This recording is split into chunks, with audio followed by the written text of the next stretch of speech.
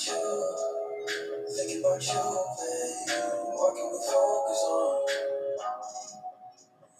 what we should do. Tell me the truth, 'cause I don't wanna see you with somebody else. And I've been feeling lonely in this king size bed. I'm trying not to worry about the things you say. I ain't got the time, you're always on my mind. Baby, why you playing with my life? I'm trying to be patient with you now.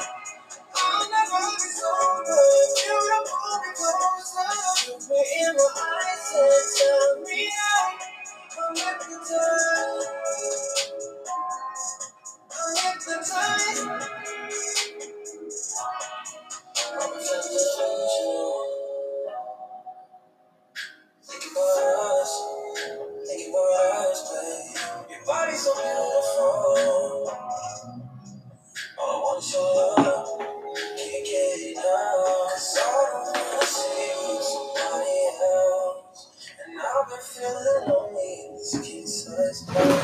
I'm trying not to worry about the things you say. I ain't got the time. You're always on my mind. Baby, why you playing with my life? Trying to be patient with you now. I'll never be sober. You don't pull me closer. Look me in my eyes and tell me out. I'm hypnotized.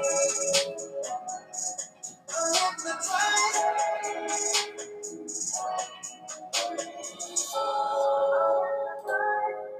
I'm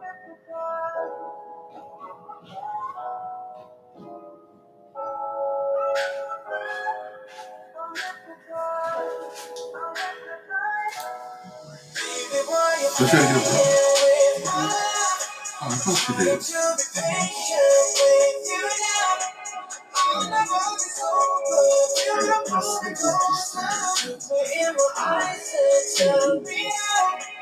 Why are you sending emails? Because I couldn't go back to sleep. So I was like, okay, let me try to get something off my mind. Work. So Right. send this email. I was like, okay, cool. To John, to go to text messages. Now that's off my brain. Let me just try to go back to sleep. It took a while, but I did. Now.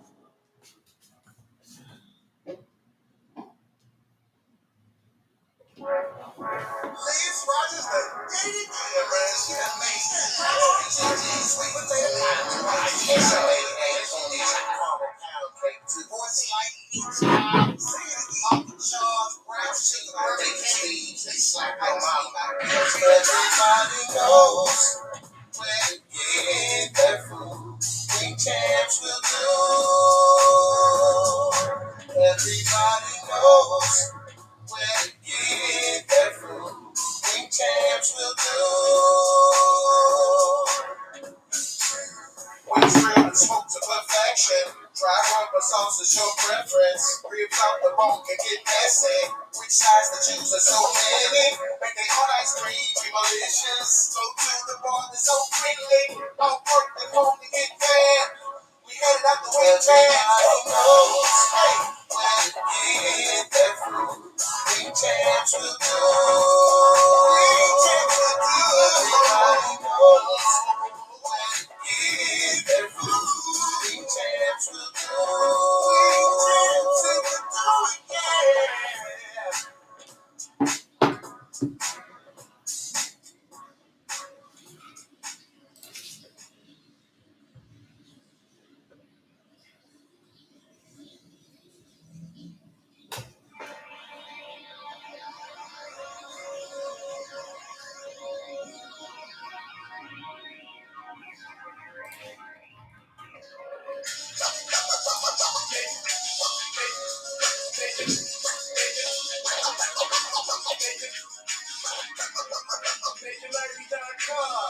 Mr. Ivy, know the show must go on. And for Cincinnati, man, I put on. Jules made another flame beat for me to cook on. I praise stars, close this year too strong. Team AI, chop it up at the chop shop. Top notch with the king flow, the hot shot.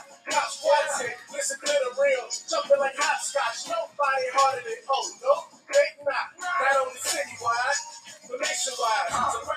keep it locked like the nation guys. Put the truth in the airways, we talk about it. Brand new like the 10th place, let's be about it. Who got the info about it? And yo, try to be the rapper, got them jamming when they play him. Staying in my lane, they ain't got an okay him. Who the host with the scoop, yeah, they gon' say him. So superlative like a bag of Grippo. Show you where the princess, Cincinnati Reds at. One time where my people at. BNI where my people at. It's the 5-1-3, yeah, you know the flow. What's the word, Nate? Let them know the show. One time where my people at. BNI where my people at.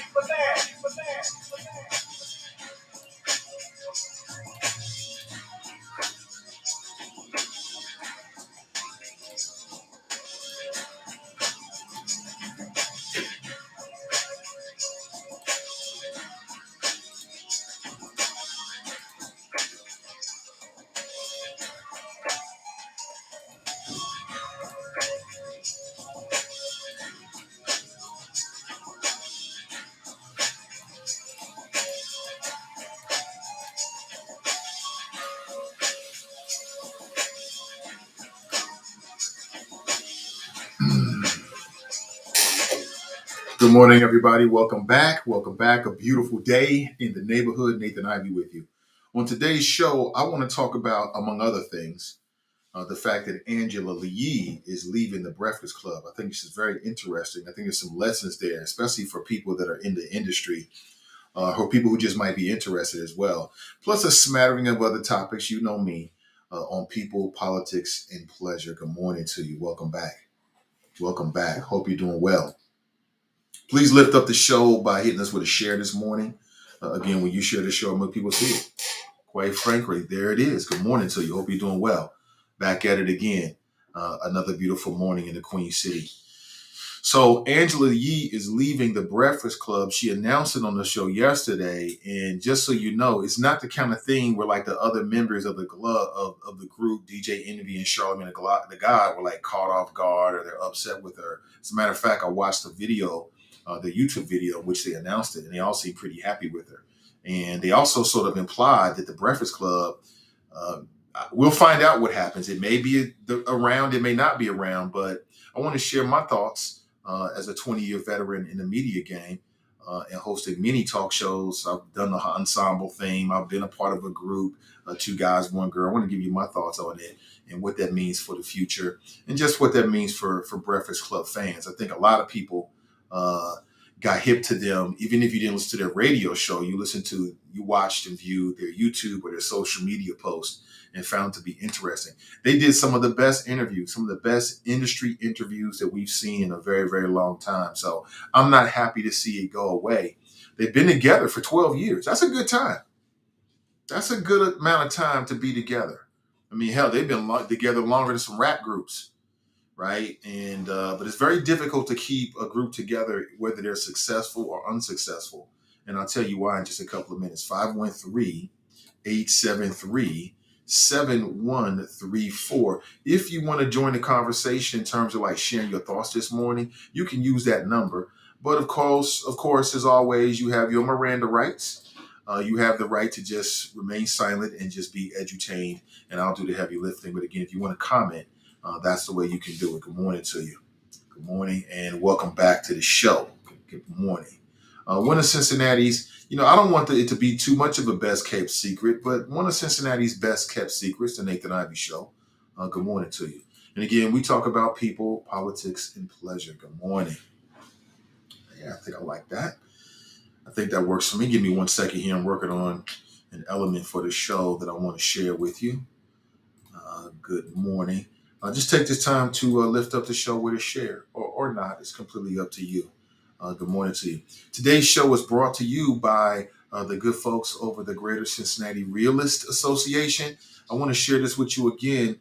They have an opportunity coming up this weekend. It's coming up on Saturday. It's a home ownership fair. It all goes down on Saturday. That's this Saturday, everybody, August 13th, from 11 a.m. to 1:30 p.m.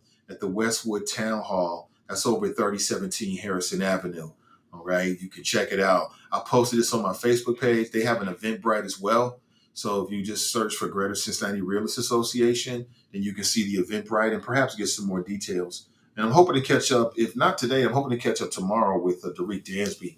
He's the president, and he'll give us more details. The folks at the Greater Cincinnati Realist Association are very serious about closing the gap of home ownership in the greater Cincinnati area. And perhaps specifically, although they're open to work with anyone, they're really concerned about the gap when it comes to Black home ownership. So they're putting these a series of home ownership fairs together to give people opportunities to talk with professionals in the industry so you can get the accurate information and get connected to the resources so that if you're interested, you can become a homeowner. So don't think that it's out of the realm of possibility. Talk with the industry professionals first to figure out where you are in that process, because we all know it is a process to home ownership. But figure out exactly where you are and where you need to be. That's some of the opportunities that'll be available for you if you attend the event on Saturday. Now I'm planning on being there for the first hour, so come out, say hello. I won't be in your biz. I won't put you on camera if you don't want to be on camera. You can. I'm not worried about all that, but I'll be there for the first hour and we'll greet you and say hello, say what's up. I'll be doing some social media shout outs and stuff like that. So if you see me and you're there, stop over and say hi. Good morning to you. Today's show is also brought to you by our friends over at Renew Community Church. They offer a Sunday morning live stream. They are designed not to convert you. It's not a religious thing. It want to give you the tools and tips and strategies to live your best life, to be your best self. It's a Sunday morning live stream masterclass, and you can tap in at 11:45 a.m. Eastern Standard Time on Facebook and on YouTube. Now, on Facebook, go to facebook.com/Cincy Renew. And on YouTube, you can find them at Renew Community Church live stream. So you can check them out. Good morning. Good morning. Good morning. Good morning. This Sunday's topic: did you know negative emotions equal sickness and relationship breakups? Question mark. Take back your life from negative vibrations and have happier relationships. I tend to stay clear of people with that negative vibration shit. I just don't have time for it. And we all have been around, maybe it's a family member or somebody at the job or a friend of yours, and it's all negativity. I tend to just steer clear of all of that because who's got time for it? You know what I'm saying? We all got enough, if you want to call it negative stuff or challenges in our life. We don't need somebody else adding their BS. So I can to not, I don't have a lot of people around me to do that. In fact, I don't have anybody around me to do that. That negative stuff, I start to hit you with that Barry Sanders stiff arm. I keep you at arm's length because I don't need that in my life. I don't need the vibrations. And I'm sure you feel the same way, right? Absolutely. Absolutely. So good morning to you. And tap in on Sunday morning. Good morning. I want to talk about the Breakfast Club. Yeah, I want to talk about the fact that Angela Yee is leaving the Breakfast Club. And how many people watched or know about the Breakfast Club? If you don't know, they are basically a radio show. And for a long time, I didn't even realize it was a radio show because I was tapping in on YouTube. And then when I realized it, because you can listen to them here in the Cincinnati market, I listened to their show. I was in the car, and listening to the radio show was completely different than the YouTube clips. I prefer the YouTube clips because I just get the interviews.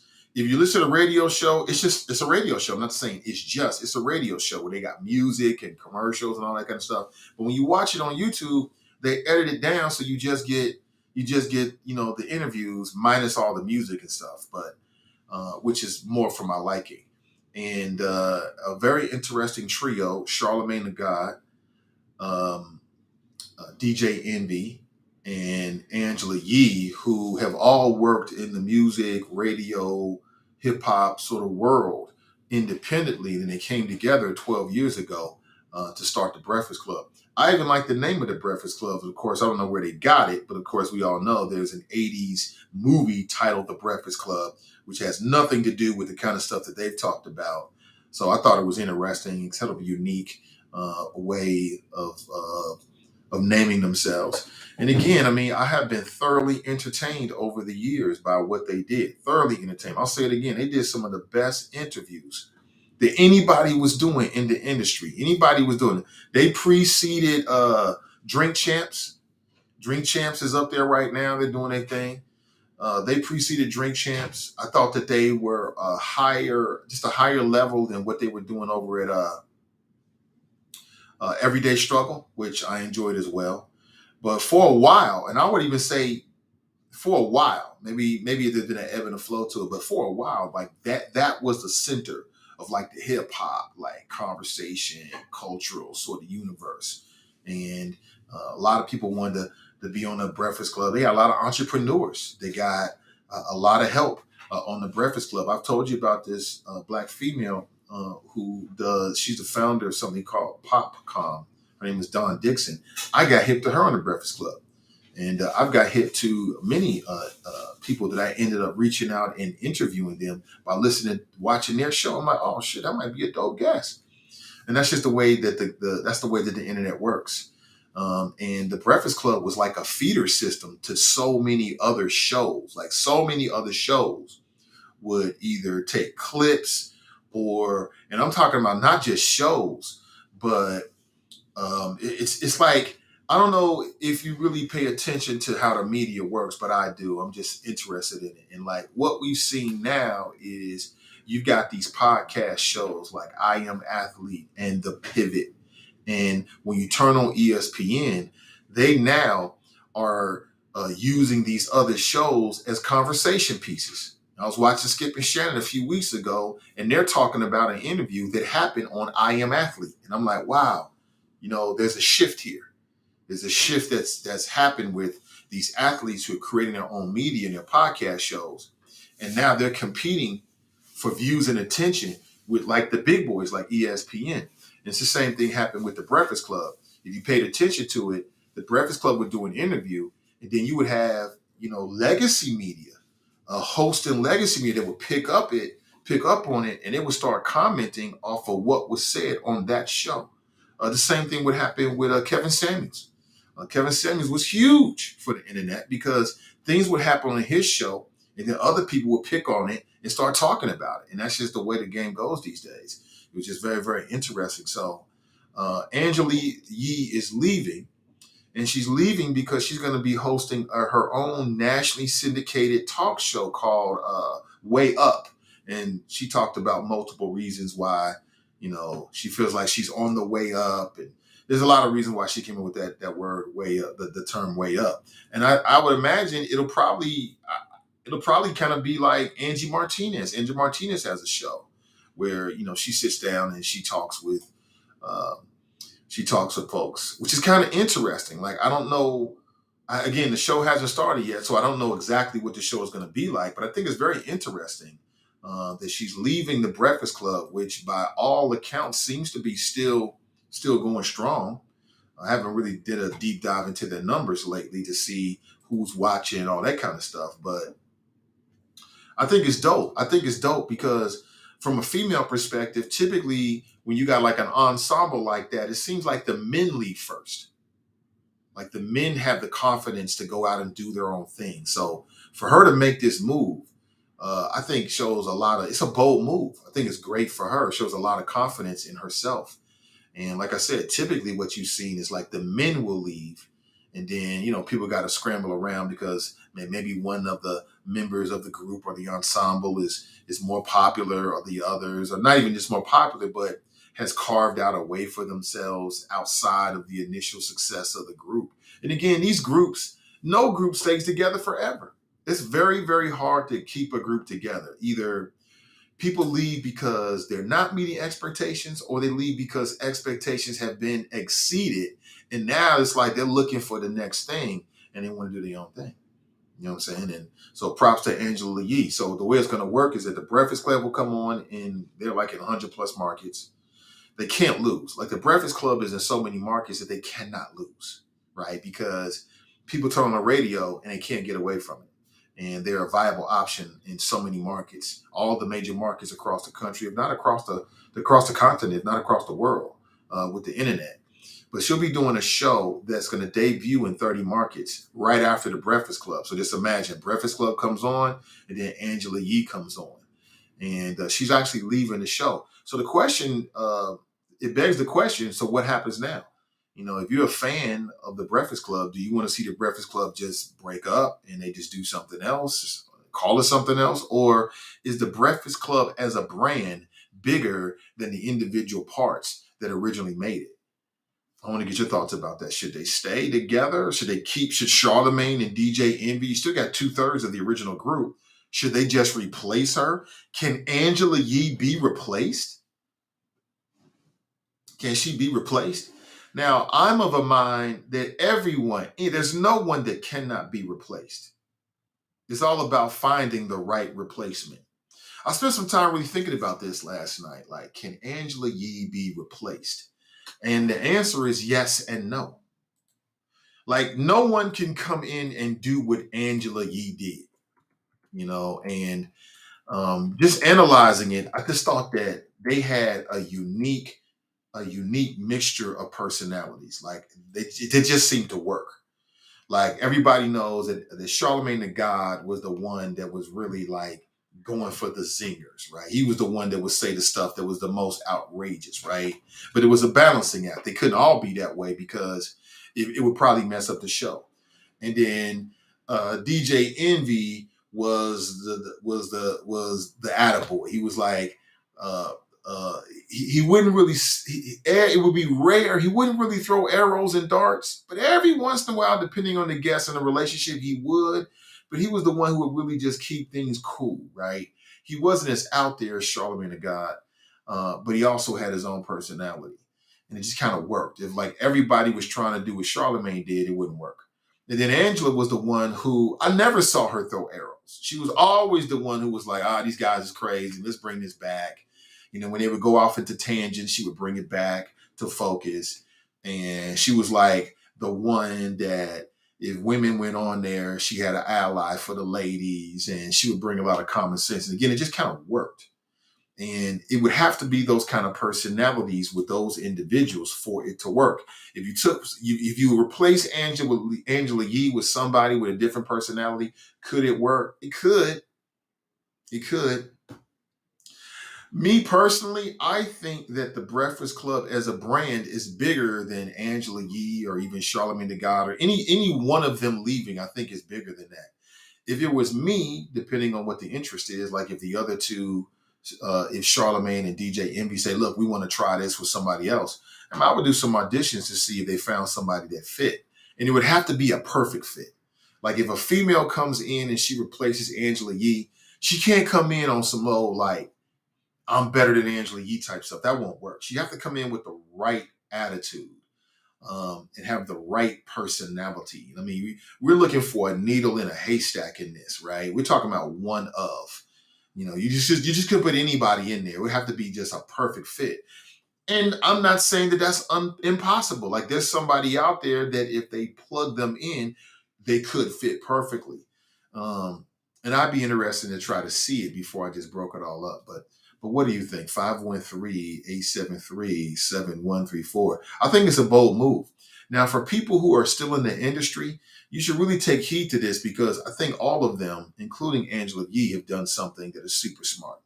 Like what we've seen the three of them do is so smart. And I think a lot of people in the industry should take heed to this. And what we've seen Charlemagne the God do is he's created his own thing based off the success of the Breakfast Club on the side. He's got the Black Effect Podcast Network. He's got a good relationship with Comedy Central. He's doing multiple shows, books, appearances. He's doing all these things that are not related to the group. Same thing with DJ Envy. He's doing the car shows, investments, podcasts, endorsements.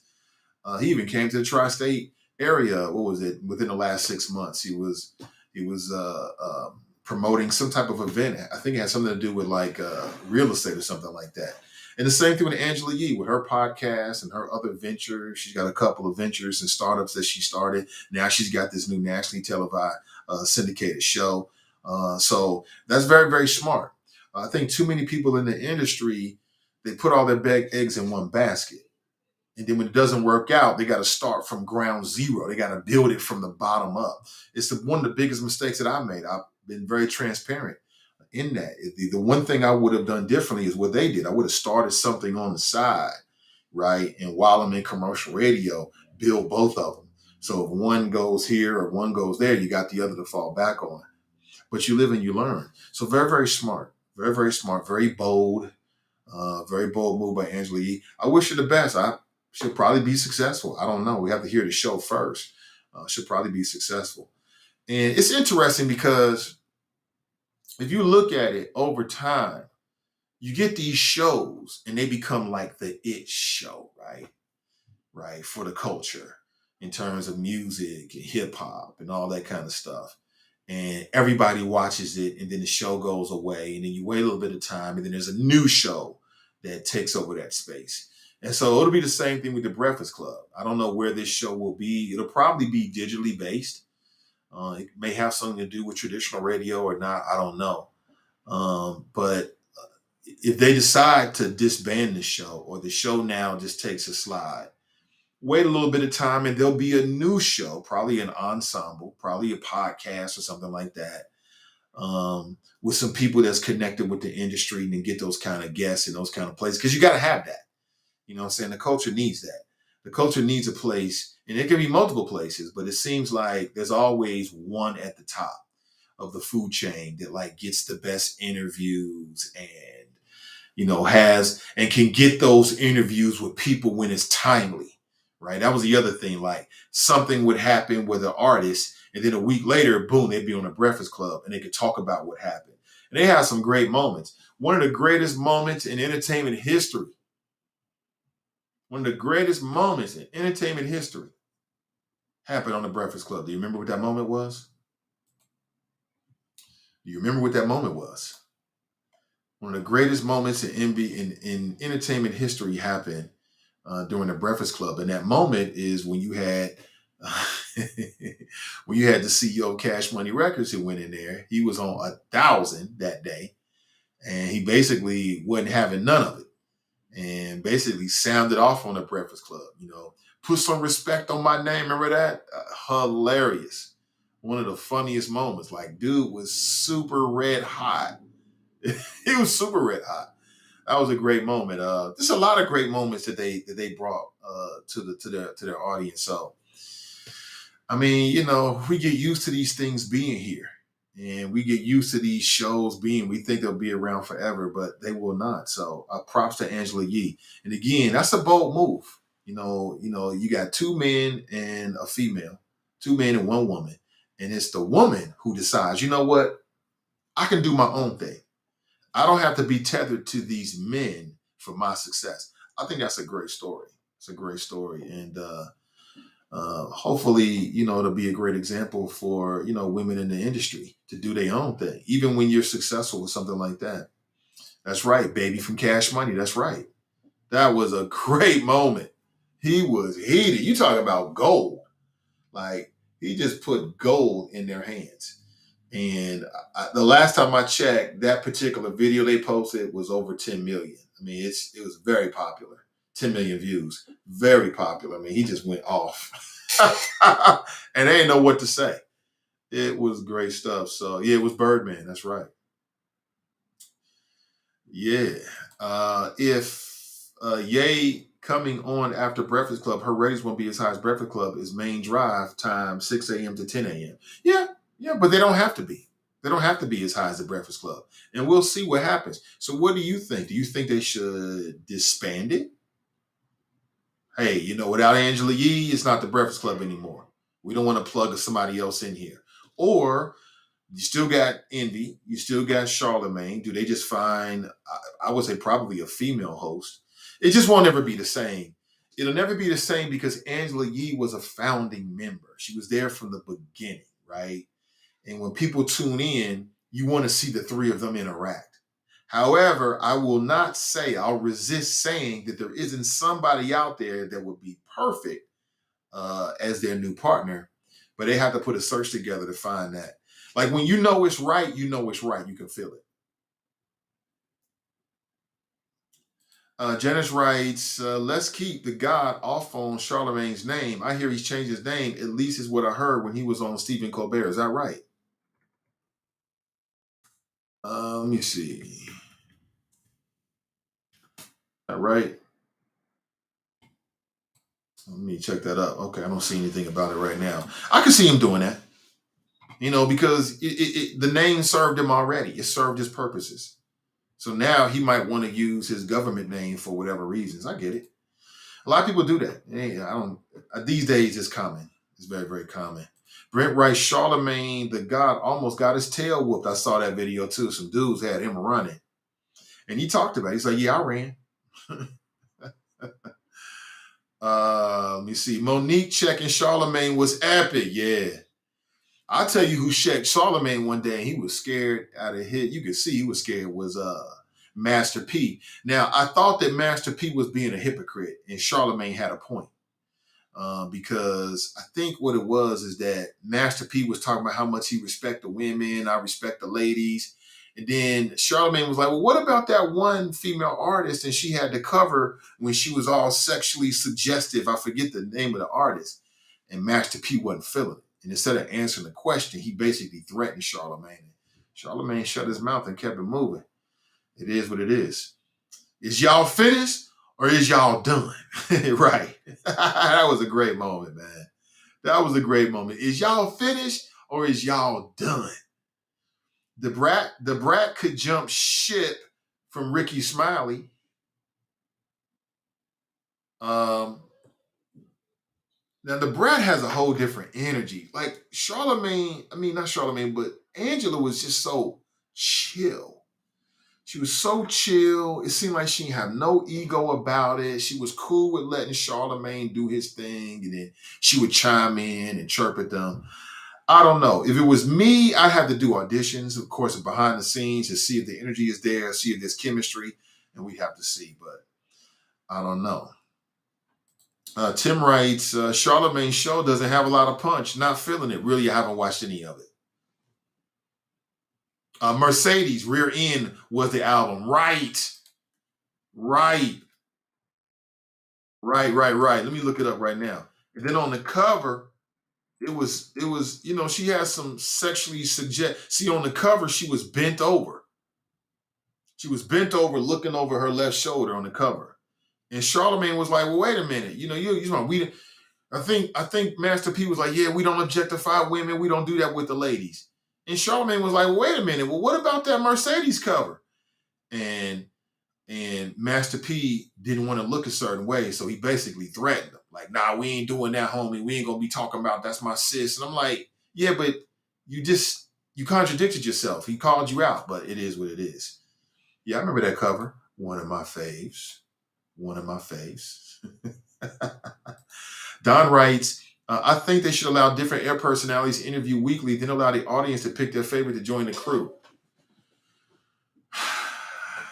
That would be great for audience interaction, but it doesn't mean that you're going to get the best personality.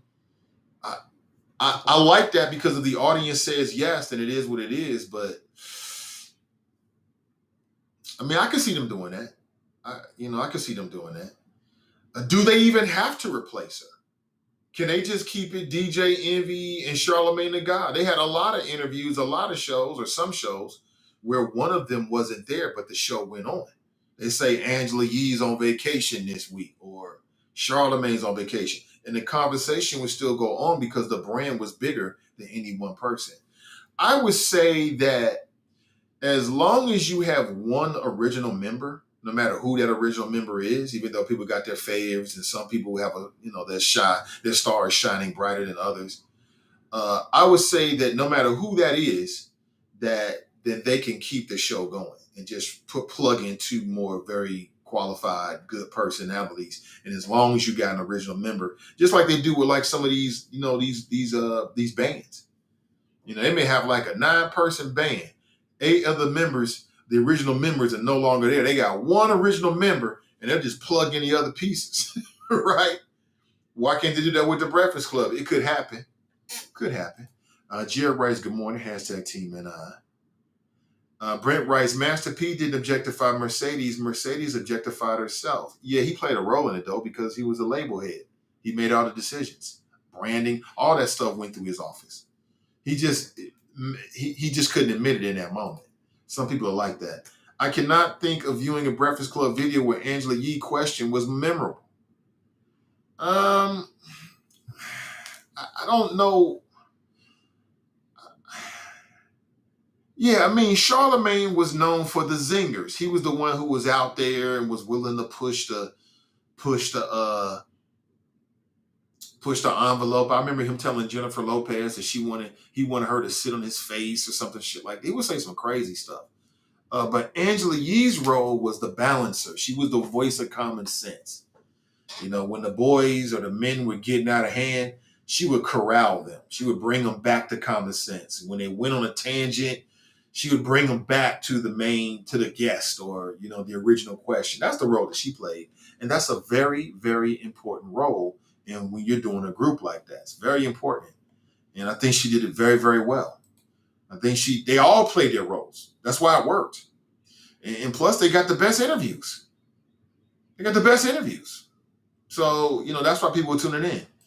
Charles writes, sometimes you have bacon, eggs, and grits and call it breakfast. When you swap sausage for the bacon, is it still not breakfast? It's still breakfast. It's still breakfast. Put some respect on my name. That's right. That's right. I do remember Monique checking Charlemagne. She did. Monique wasn't having it. She wasn't having it at all. Let me see. The Talk has been done and worked perfectly. The Talk has been doing this for 11 years, rotating hosts. And the show is just as strong as ever, if not stronger. Right. I don't watch a lot of The Talk, so I don't know who the major personalities are. I just feel like the Breakfast Club was more personality driven. It was people tuned in because they wanted to hear how the three of them thought and how they responded, and then to hear their connection, with the artist. Like I said, best interviews that anybody has been doing on the internet over the last decade in terms of hip hop type of interviews, the best.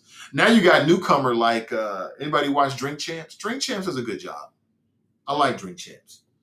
I like Drink Champs. I like I like Noriega.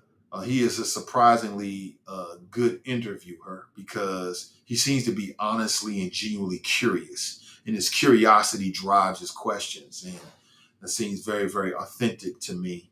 And then when you get people to drinking, they start to get loose with them lips, and you know what they say: loose lips sink ships. So they start to get loose with the lips, and it just makes for a very interesting mix. Like you can tell that that the artists that go on Drink Champs feel comfortable being around Noriega, that he gets respect from other people. You could tell that. And it's the same thing with the Breakfast Club. You can tell that when artists went up there and people went up there, they felt comfortable. They felt like they could say what they want to say. Some great stuff. Remember Drake?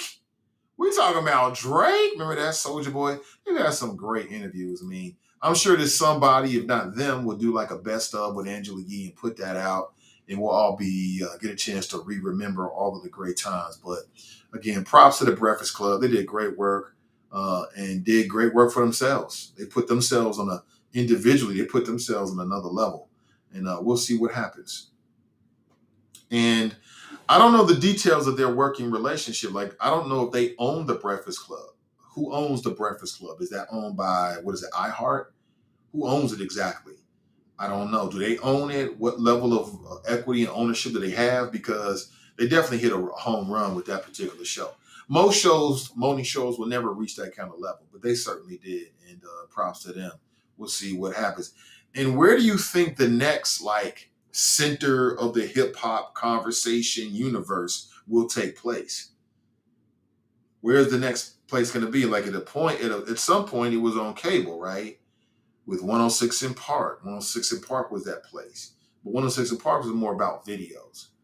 Um, Total Request Live, MTV, Carson Daly. They had it. That was more of a pop culture kind of thing, but that was a place where people were having those conversations. And that was more about music, though. The Breakfast Club, primarily with their YouTube channel, was more about the conversations. because they would edit out all the music and you would just have the conversations with the people that they did that were invited onto the show. So, but what I really enjoyed is that in recent years they start deviating from just talking about celebrities, and so they would have activists on, and I appreciate that. They have people talking about financial shit, like stuff that was just like emerging industries. You could go on there and you could watch the video of a founder talking about something that you never knew was going on, but you think it's pretty dope. So that's what I really liked, is when they start to deviate from just talking about celebrities. But they got some of the best interviews. People be talking about, controversies on Twitter or frustrations within their label or with the label or issues they had with a different artist. Or, like I said, they're really good about something would happen. Like something would happen with an artist that everybody's talking about, or something happened on Instagram. And then within a week, they'd be on the show talking about it. That kind of stuff really, really sells, and it really helped them out. Alandis writes, it was the chemistry and not the individual, right? They just had a really good chemistry, and good chemistry is hard to find. Very, very hard to find. That's why a lot of groups don't work on some levels, because of the chemistry, or the ego, or the disappointment, or whatever. You know what I'm saying? You working in a group like that, that's very hard to keep together, because everybody has different levels of work ethic, and then everybody has different levels of expectations. So if I'm going 1,000 and I see you going 80, we got a problem. We got a problem. Or in some cases, everybody's bringing everything to the table. Everybody want to be a star. One person gets more attention from the audience than the others. If their mentality is not right, it'll mess them up. And that's the other thing I like. It seemed like that no matter what, they all supported one another. Like clearly, I think people would say that if you had to rank them in terms of their star power, it would probably be Charlemagne, Angela Yee, and then DJ Envy. That's just my perspective. And Charlemagne was way out there. He got a lot of attention. But it never seemed to really mess with the rest of the group, right? And that says a lot. It says a lot about them as individuals, because I'm telling you, you can have the best of friends. You can have people that grew up together. And y'all doing something like that and one person take off, man, if the egos and people are not really in check, that can destroy the whole thing, simply because of jealousy and envy. Jealousy and envy, man, has probably killed more people than anything else in the annals of human history. I'm telling you, that jealousy and that envy is a monster, and it can destroy the best projects, the best ideas, the best intentions. So it's a very hard thing to do. The Breakfast Club interviewed the Honorable Louis Farrakhan over 6 years ago. Yeah, and they talked about the firestorm of criticism that came afterward. But yes, they did. Yes, they did. So we'll see what happens. Toy writes, developed a better appreciation for Drink Champs after watching Scarface on DC. The Ghetto Boys Reloaded is great. So many podcasts. Morning radio may need a new rebranding. Yeah, there are so many podcasts these days. I mean, it's just been an explosion of it. And like I said, athletes, celebrities, famous people, they're now doing their own podcasts, and I think it's a great thing. The more the merrier. I think it's a great thing. Nikki writes, good morning, everyone. Good morning, Nikki. Brent writes, the Breakfast Club, I think I read it already. Ego is business. In business is bad. Happens all the time. Happens all the Migos right now are going through a breakup. They want to do individual albums. That people start chirping in your ear. Like, you know what? You could do this. And, you're the one that's really doing it. You're the one that's really leading it. You should be getting all the money. You should be out front and center. And sometimes these are your friends and family members, and they mean well. They might be even telling the truth. But it can lead to the breakup of a group. So that never happened with the Breakfast Club. And they seem to be genuinely happy for Angela Yee. I think it's great. I think it's great. Props to her. Wish her the best. Wish her the best. Good morning to you. What do you think? I think it's dope. I think it's dope. I think for women in the industry, they're gonna look at Angela Yee like, oh snap, she leaving the men. Her future is based upon her. She ain't trying to hold on too long, right? Because she feel like it's the only thing that's keeping her afloat. So really, really dope. Happy for her. Good morning to you. Ashley writes, good morning, Nathan and the Choppers. Good morning to you, Ashley. Good Good morning to you. Hold on, I got to get to the choppers. Pamela writes, good morning, name the choppers. Ray writes, good risings all. Fox writes, rise and shine, young stars. Hold on one second here. All right, there we go. I think my audio is a little bit off on the Spreaker end of things. Good morning to you, Fox, and good morning, Sharp. Sharp writes, good morning, name in the choppers. I'm late, but you're here, brother. Glad to hear it. Tracy writes, I always felt like it was a Charlemagne show anyway. Good for her. Yeah, there were some episodes when clearly Charlemagne was doing most of the talking, but what I thought was dope is they let him have it. Go ahead, man. We all get paid. You want to talk? Go ahead and talk. And it didn't really seem to bother them. You know what I'm saying? They just did their whole thing. And it seemed like the egos were in check because they all was making money. They all took off. And again, for people in the industry looking at this, the one thing you can take from this is if you're still working for legacy media, we'll put it that way, radio, television, whatever, start your own thing on the side. Start your own thing. Maybe it's not a podcast, maybe it's something else, but start your own thing on the side so that now you got something that is yours. You know, it's your IP. And, you know, you'll walk different through the halls. You know, you'll feel a little bit different. Nikki writes, good to hear her, good to her for moving on to something else. Yeah. Kevin writes, good morning, family. Getting the bag may mean you have to strike out on your own and use your skills you've learned to make a new difference. Absolutely. Absolutely. Good morning to you. So those are my thoughts about the Breakfast Club. I mean, they had it. Whatever it is, they had it for the last, I'd say at least 7 years. You know, that was the space for conversations that dealt with the hip hop industry, music industry in general. It was happening right there for the culture. And we'll see what happens. I think they should keep it going. What do you think? Keep it going. You got DJ Envy, you got Charlemagne the God. Keep it going. You know, maybe you plug somebody else in there. It's got to be the great fit. As I said, it's got to be a perfect fit. Because it can be a perfect fit. It's got to check off so many boxes. Number one, the background has to be there so that this person has credibility with artists. Maybe even somebody that's somewhat familiar. Number two, the chemistry with Charlemagne and Envy has to be there. Number three, hey, good morning. Love you too, bud. I'm going to Silk City today. Yes, you are. I'm wearing the same shirt. Okay, man. I have to yesterday. Have fun. It's a clean one. It's the clean one? Okay, he's excited. He's going to Silk City today. I'll be terrified all day. You know, let's go with parents. This is the way it goes. But I was saying, so then the third element that they're going to need is they've got to be able to respect the legacy of Angele Yee, right? They can't come in there on some like bump her or I'm better than her or forget her. That won't work. That'll turn off the audience. The audience knows who started it.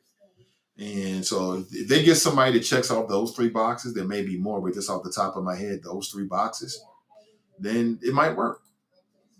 It might work. That person might be out there.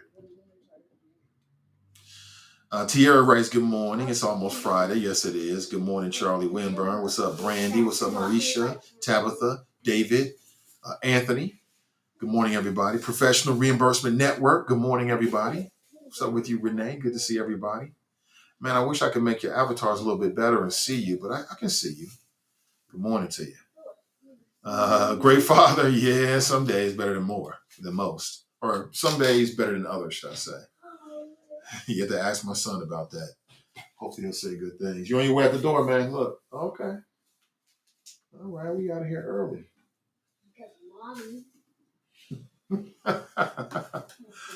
Oh my God, it is funny, man. I can't believe school is right around the corner. I have no idea how we're gonna do this. This is little Buddha's last year in public school. This is crazy that she is now going to be a senior. It's the craziest thing ever. And I'm about to be a second grader. And my son is about to be a second grader. Senior! Big You can't leave that out. 2023. I love the glasses on you. They look nice on you. Thank you. Yeah. Good choice. Good choice. See you later. Second grade. With a new teacher, yes. I don't know. These people. These people. Good morning, TNT. Good to see you. Good to see everybody. Oh my God. But again, I ask you, what do you think? What do you think? Should they just plug somebody in for Angela Yee, or should they move on to another personality? You tell me. Ask your viewers if they would like to donate any scholarship or college money to me. I would be very appreciative. Is that right? Okay. Maybe. Man, so speaking of Medium Buddha, she's on some stuff this morning. So yesterday we spent a little bit of time talking about Trump. We had Drop call in, and he is all in his feelings for Donald Trump. And it's funny, so I tapped into like Twitter, like conservative Twitter, and I went to Fox News, and I went to Newsmax, and I went to their Facebook pages, and I was looking at the comments, and they are all in their feelings about Trump the Rump, man. Oh my God. I even played a video for you yesterday of a man, a white male, with a MAGA hat on. He was actually sobbing. He was sobbing. He was tearing up. Why they keep messing with that poor man? And so that's what the Republicans and conservative media, like Fox Media, has done now. Is they're painting Trump as the and it's like, don't they get tired of doing this? Trump is the victim. He is the victim. And the evil FBI is out to get him. You know what's so funny about that? Is that the FBI be cracking down on people every day in America, serving warrants, going after people they suspect of done crimes. Nobody says a word. They go after Trump because he basically would not respond to their request to return the documents. And all of a sudden, he's a victim.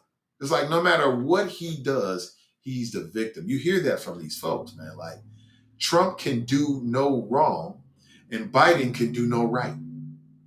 No matter what Trump does, there is an excuse that somehow perfectly either shields or explains his behavior, no matter what he does.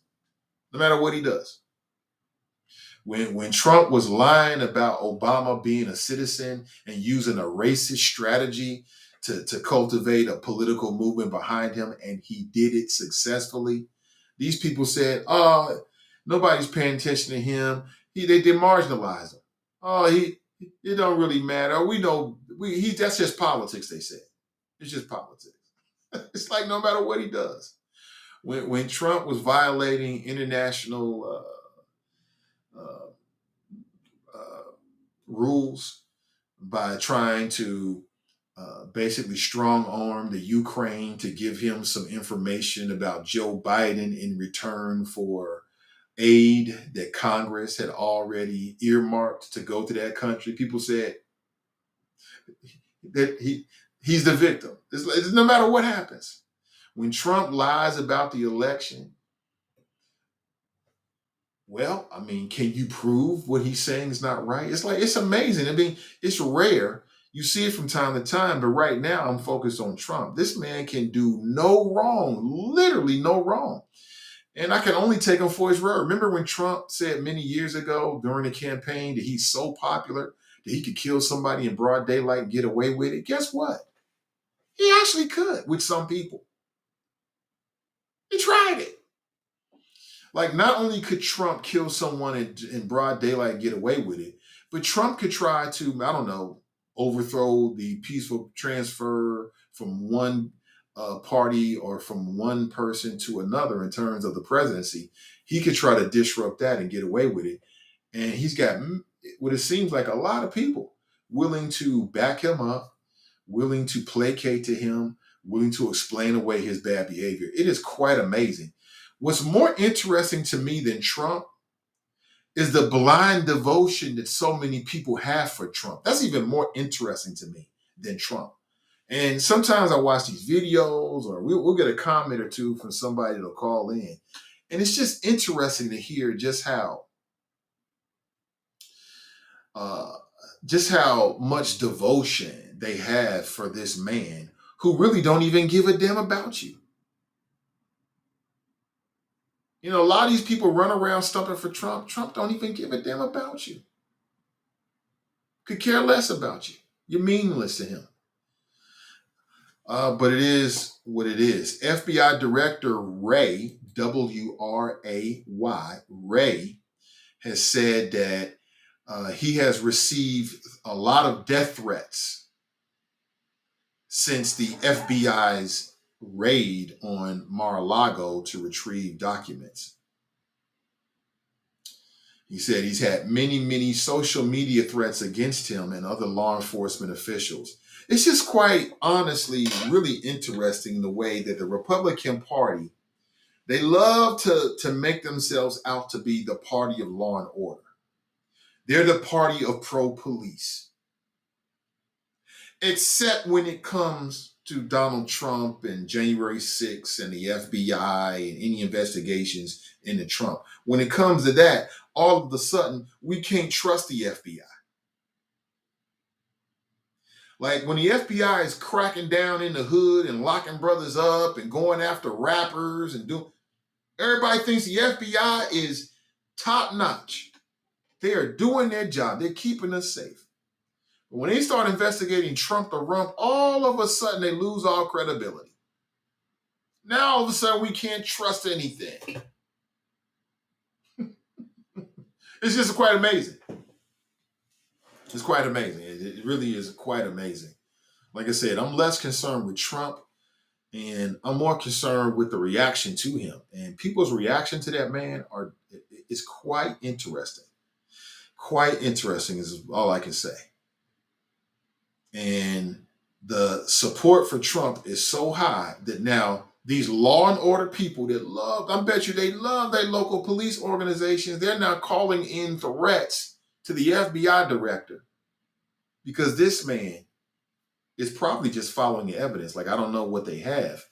But do you think that the FBI would raid a former president's home unless they had all the boxes checked that would allow them to do so? Come on now, let's be real here. And am I the only one? It's so tired of Trump playing the victim. He's always the victim. He's like the kid that never did anything wrong, but's always doing stuff. Never his fault. Yes. It's not his fault that he unjustly, unfairly accused the now exonerated five black men of doing a crime they never did. He was calling for the death penalty. It's not his fault. It's not his fault that he settled a class action lawsuit, a racial discrimination class action lawsuit, because the evidence is that they were purposely denying residency to black people that want to rent in some of his New York properties. Not his fault. None here. It's quite amazing. It's quite amazing. But what do you think? 513-873-7134. So Trump is above the law in the minds of people. He's above the law. Everybody else, rule of law. You and me, rule of law. Him, they're out to get that poor man. Oh, we've got to save him. Pretty interesting. It's a Jim Jones moment. Think so? Could be. Let's go to the phones. Good morning and welcome. Good morning, Nate. This is Brent down in Dallas. How are you doing? I'm doing great, Brent. Good morning, bro. Good morning. Good morning. Yeah, with Trump and the raid and the bellyaching that Republicans are doing, they're not focused on him even having classified documents. They're focused on who it was done to. Because when Hillary and the email server and everything, them jokers was nonstop. Lock her up. He should be thrown her into jail. So with Trump, they flipped the whole narrative. And one thing that Trump may get hemmed up on this whole document is during that Hillary thing back in 2018, he signed a bill making of a crime, moving from a misdemeanor to a felony, I believe it was, for mishandling classified documents. So the bill that he signed in order to try to get at Hillary Clinton is probably one of the ways that they can want to fight him in the jail. So that's gonna be interesting once we find out exactly what documents he had and and even who the inside person was there, who I was reading another story, who was leading them around to show them exactly where things were. So that's going to be interesting. Mm-hmm. How Agreed. all this plays out and everything. But yeah, these jokers are something else when it comes to that. But that's essentially all I had, Nate. I'm trying to get a little breakfast in me. But hey, you take care, and I'll talk to you later. Appreciate the call, man. Take it easy. That's Brent. Appreciate him. Leveling up with the phone calls this morning. If you want to share your thoughts, well, you just saw the number there, 513-873-7134. Go ahead and lock me in this morning. Just interesting. It's just fascinating to sit back and watch as people fall over themselves to make excuses for a grown ass man. And no matter, Trump has become a symbol for the conservative movement. He's bigger than just a human being right now. He's like I told you, and I told you this early on, he's like the Martin Luther King for some of these folks. For Karens and Darrens, he's their Martin Luther King. He's going to lead them to the promised land, right? He's going to lead them to the promised land. He's going to represent them in a way that no one ever has. We shall see. We shall see. Good morning to you. But again, it happens all over the case. Like I told you, there's a Supreme Court justice in Ohio, and she started getting threats from Republicans who said that she was basically a traitor. Why is she a traitor? She's a traitor, but she sided with against the Republicans when it came to the gerrymandering and the redoing of the districts here in Ohio. She was one of the ones who were like, nah, this ain't right. Go back and do it again. So she started getting a lot of heat from inside the party. And we'll see what that means when she comes up for reelection, man. But these folks are very, very serious about their delusions. They believe what they believe.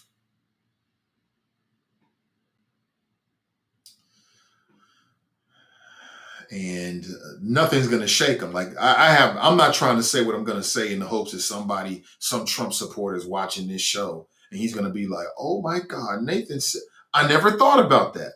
I'm just saying it because it needs to be said. I'm just kind of talking out loud. Things that have been in my brain about this, but nothing can move these individuals. Like there should be no attempt to try to change the minds of these individuals. Only thing you can do is focus on the facts. And if it touches them, it touches them. It probably won't, but if it does, it does. And if it doesn't, it doesn't. It's just that simple. Good morning to you. Never can tell. Pamela Rice sounds much better. Okay, great. Great. I know I had to change a little something there for everybody because I could just see it on my end. Karens and Darrens, don't forget those Stevens. Right, can't forget the Stevens either. Character from Django. Again, I'll say, man, if you have not seen Django, it is worth your time. And in particular, pay attention to the performance of Samuel L. Jackson. He played the best house slave that we've ever seen. I'm telling you, it's creepy. It's so creepy, it'll make you think about people in real life like, Steven. That's how creepy it was. The man should have won an Academy Award, but it would have revealed too much, I think. So they was like, nah, we can't do that. It's like start a damn riot. Karens and Darren should probably realize most of the stuff they're blaming Biden for now is actually the fault of Trump's policy and leadership. Really, I don't know. All I know is I've seen. All I know. Hold on, you said the sound is not coming from my mic. All I know is that I've seen. Try that then. All I know is that I've seen enough. Um, I've seen enough of these videos to say that again, you're not going to change their minds. Nothing's going to change their minds. They feel what they feel. They believe what they believe. We all had like maybe a grandmother or an auntie or a grandfather, and they just got these belief in their head. And no matter what you presented them with, no matter what you said to them, they was gonna take it to their grave. There was nothing you could do to change their minds. You ever dealt with somebody like that? Ain't nothing you can do to change their mind. Maybe age is not really even a factor. It could be, somebody that and they've got these views that are not based. I won't say crazy. They've got a view that is not backed up by the facts. And you know this, and you're trying to tell them so they don't sound crazy out here. But no matter what you say, they're gonna hold on to. You're not gonna change my mind. They might even get mad at you. You ain't gonna change my mind. Oh, there it is. You said much better sound. Thank you. Okay. Sorry about that. Yeah, something was a little bit off there for a little bit. Sorry. Um, yeah, perfect. Gonna sound great, great. When are we gonna get fair people in charge? Wow. Uh, it depends on what you mean by fair, and it depends on what you mean by in charge. So, if what you're saying is we need a better quality of people to become politicians, man, that's the $1 million question right there. Part of the reason is that it costs so much darn money to run for office. It costs so much money to run for president that for you to run for president, you end up not even representing the people because you're representing all the people that gave you money and all the interest behind the people that gave you money. And that goes for Democrat and Republican. Now, I'm not saying that you can't find a president that really, really cares about the people. I'm not saying that. I'm just saying that in general, until we come up with a way to get the money out of politics, which when I'm sitting here now, that means we got to spend more tax dollars to publicly finance these campaigns, but nobody has a stomach for that. So we know what a possible prescription for the problem could be, but it's so damn expensive, it's so damn toxic that we never get to it. So we got to suffer with it. You ask anybody who's ever run for city council, and again, we're gearing up for another round of the NAACP virtual town halls. And what I have done after working with them for many years, what I have noticed is that you got a lot of good people that don't get a party endorsement. They got a lot of good ideas. They either don't have the connections to or don't know how to raise a lot of money, which is a different skill than whether you're going to be a good politician. You got a lot of folks out there that if they were elected, they would represent the people in the right way, but they don't know how to raise a lot of money or they don't get a party endorsement.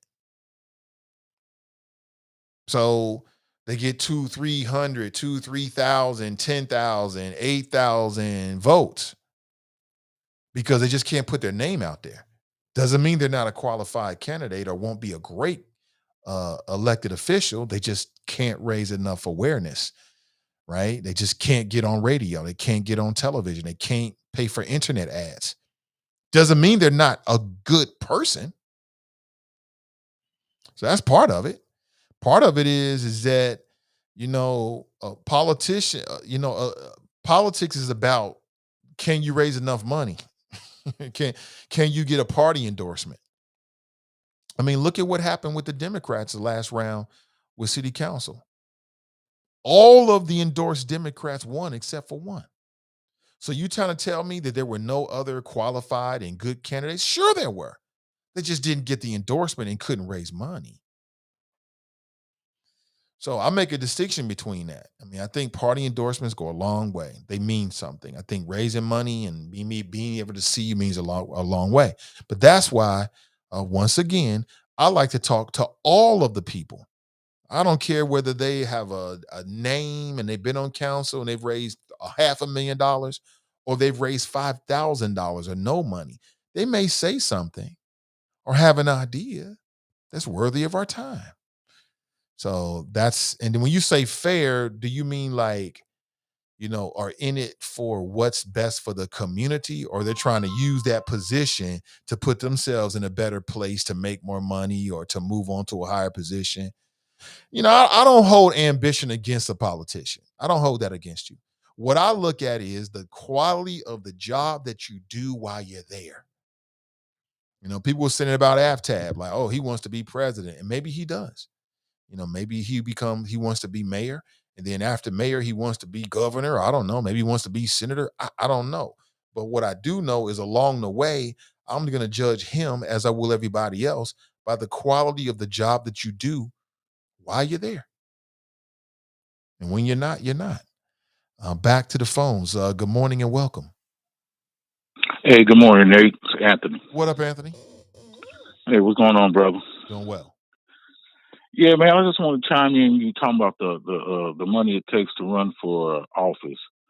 I think one of the things people don't realize either is that it doesn't. You don't have to donate to a specific candidate, say in your area, your state, or whatever. When we know we need more people in Congress and the Senate or whatever, you can donate to other campaigns in other states. And it don't have to be. I think a lot of people think, oh, I ain't got $500 to send in, so I ain't gonna do anything. If everybody was just to send a specific candidate $5, $10, enough people do that, that they could build up a good war chest. You know what I'm saying? Absolutely. Yeah, you're right. So I don't so much think that we have to go to a federally funded campaign finance. I mean, and that could help, even if you had to pay $5 or $10 more in taxes or whatever to do something like that.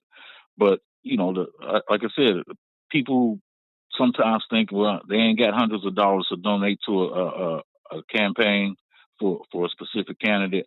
But all those $5 and $10 would add up. Absolutely. Yeah.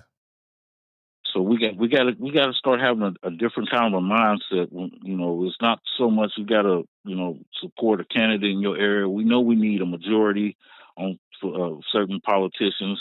You can donate to other campaigns in other states or whatever, just to get to that point, the end point. I'm with you 100%. But that's all I have, brother. All right. Hey, Anthony, thank you, man. Appreciate you. Yes, sir. You Yeah. have a great day. Yeah. Most def. Most def. 513-873-7134. Listen, I want to talk real quick. I want to talk to women. And in particular, I want to talk to women that are single and or dating. Okay. Because you don't have to be single to date. But it just seems to me, is it just me? It just seems like there's a lot of news. There's a lot of stories in the news lately and in general over the last few years of men who are completely losing it because a woman don't want to be with them anymore. Most notably, somebody posted, this was Daryl who posted this. He posted this just a few days ago, and I haven't really talked about this story in particular, but I want to show this video to you, man. And I just feel like this is happening a lot. Like there's a video out there of a father, black man, who killed his three children, then killed himself because the mother of the children, and I guess they were in a relationship at some point, is sleeping with other men or she's moved on now. And then there's a story of the 32-year-old Philadelphia woman that was stabbed 18 times to death in broad daylight by the father of her children. They got six kids together. You got six kids with a woman and you stab her to death in broad daylight for what? Like what could she have possibly have done to deserve something like that? And I guess she was trying to leave him. And dude didn't know how to deal with it. I guess some of these dudes out here feel like, oh, if you have kids with them, they own you or something like that. Is that how men be thinking out there? Ladies, what are y'all dealing with in the dating world? Man, it is crazy out here. You decide you want to leave a dude, he gonna kill you. On some, if I can't have you, nobody can have you. Have you seen this? Let me check this out right here. This is crazy. 32-year-old Philadelphia mom was stabbed 6 times. I'm sorry, 18 times. She's got 6 children. I saw the image of these babies, beautiful babies, no mama. Beautiful babies, no mama, because this dude is in his feelings. What in the hell? I love TikTok. I love TikTok because you get so much great stuff from it. But let me screenshot this for you. I want you to see this, man. You got 6 babies with this woman. I got 6 kids together. Who's gonna take care of the kids? Because my mom is dead, and she probably was the one who was the custodial parent. You know how this shit goes. Now dad is on his way to prison for life. You stabbed a mama to death. Why? Because she had a boyfriend. There it is right here. Pay no mind to the brother right there. That's the TikTok video that somebody posted in the friends page. I think it was Daryl. But look at these beautiful babies. Look at them. One, two, three, four, five. Then you got this little baby one right there. Is that a little boy? Maybe all these beautiful girls. Look at them. And they got the little Rugrats pants on. Look at them. And you're the reason for all the pain, Dad. This is just a terrible situation right there. And for what? Because she wanted to leave you? Because she wanted to move on because she had a side dude or something like that? Or I don't know what the deal is.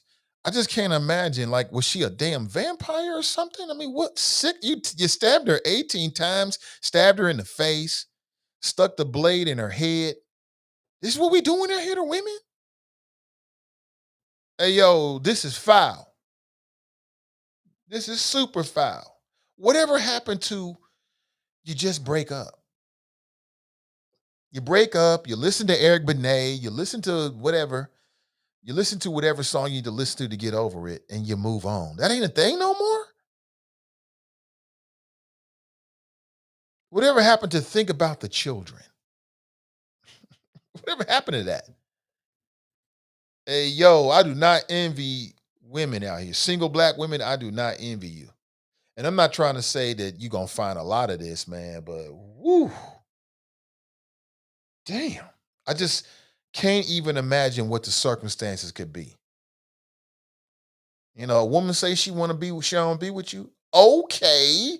All these women out here, all this ill nana out here, all these areolas out here, all these lips and hips out here, all this hair out here. And you about to go to prison for the rest of your life because she said she didn't want to be with you no more. Oh dear Lord. I mean, talk about insecurity or not feeling like I guess your whole life is with her or something. I understand your love and your feelings and getting your feelings hurt and it feels disrespected and people be lying about having side pieces and all this kind of stuff. I get it. Because women a lot too. I get it. It's a gut punch. It'll hurt and you feel some kind of way. You want to break chairs and just go break some chairs. Go break some plates or something.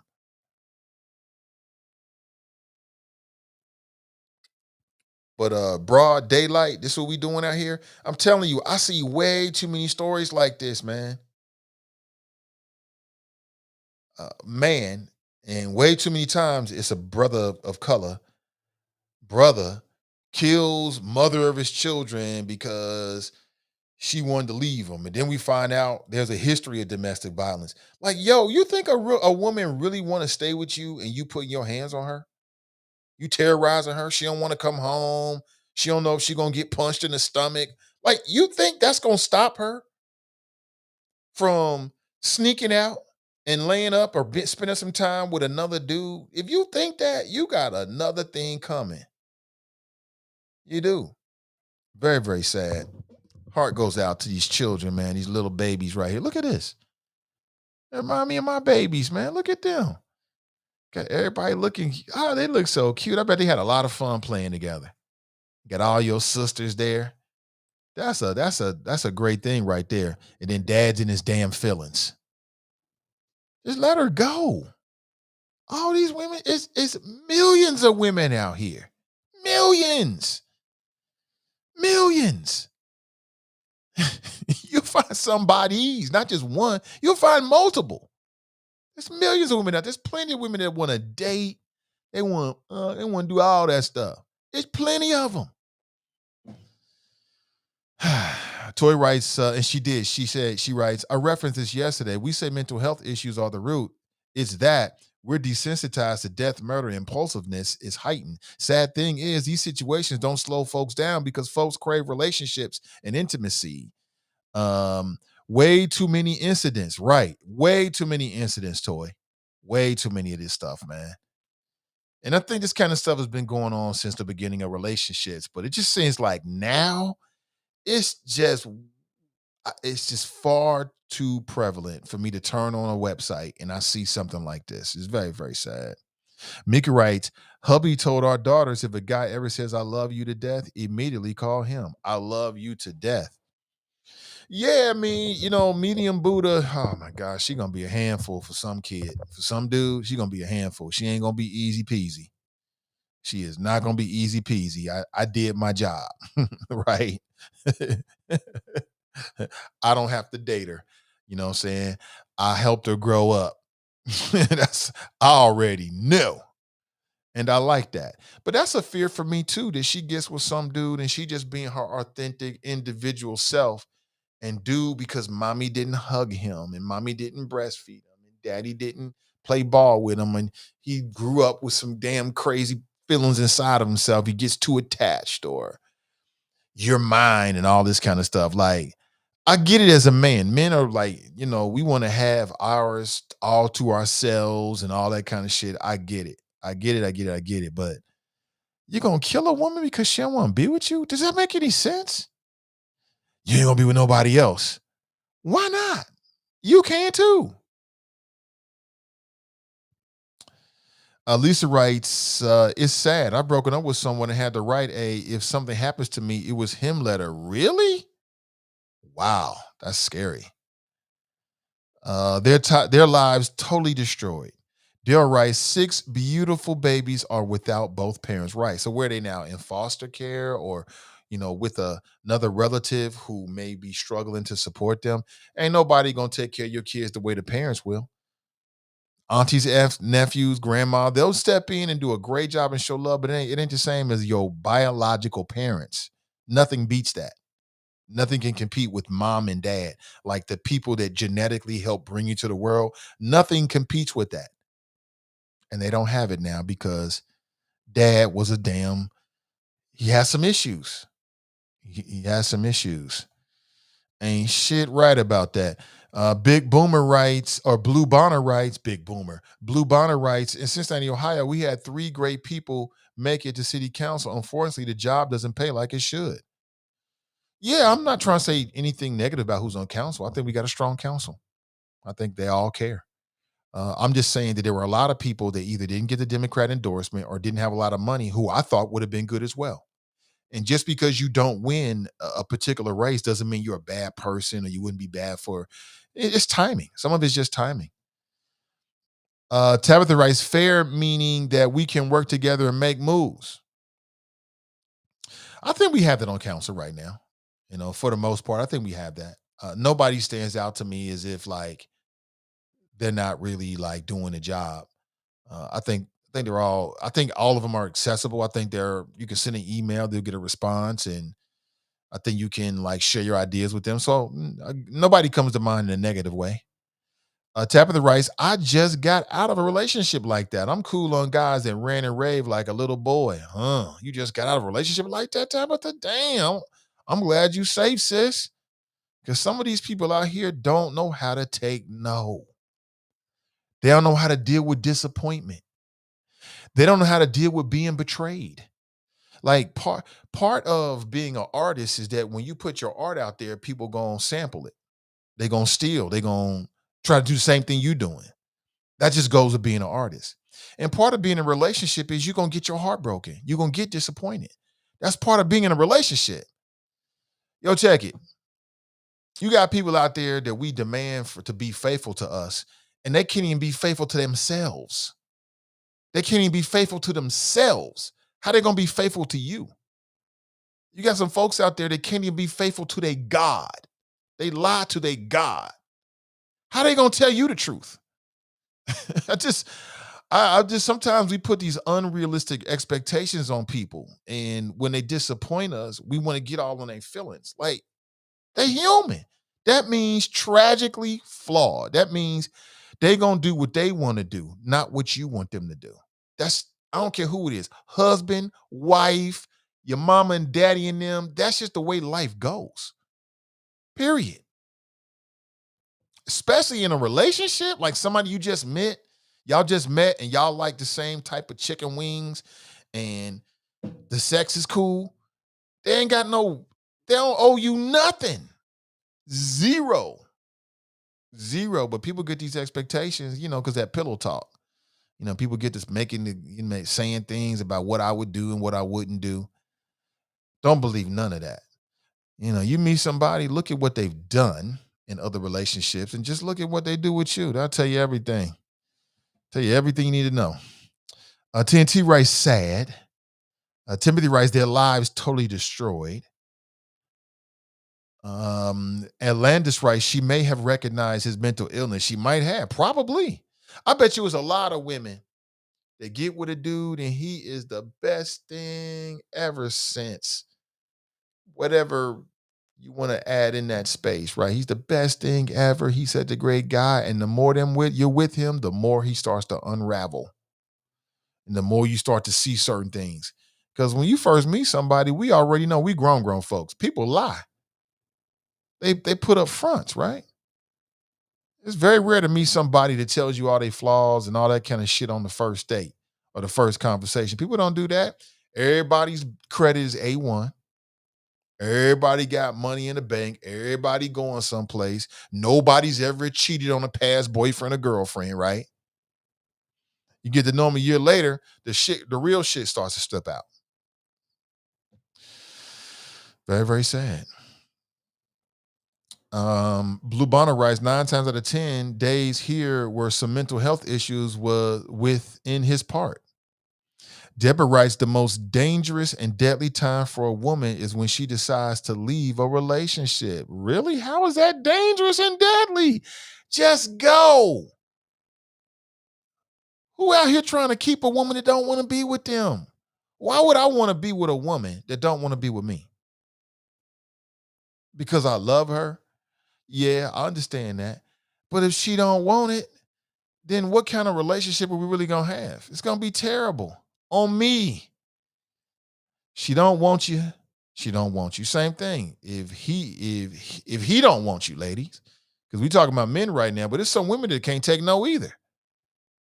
I said, no, I don't want this. Or they want to try to force a dude to be in a relationship that don't want to be in a relationship. Worst thing you can ever do. If dudes say he ain't ready, he ain't ready. Leave it like that. Do you?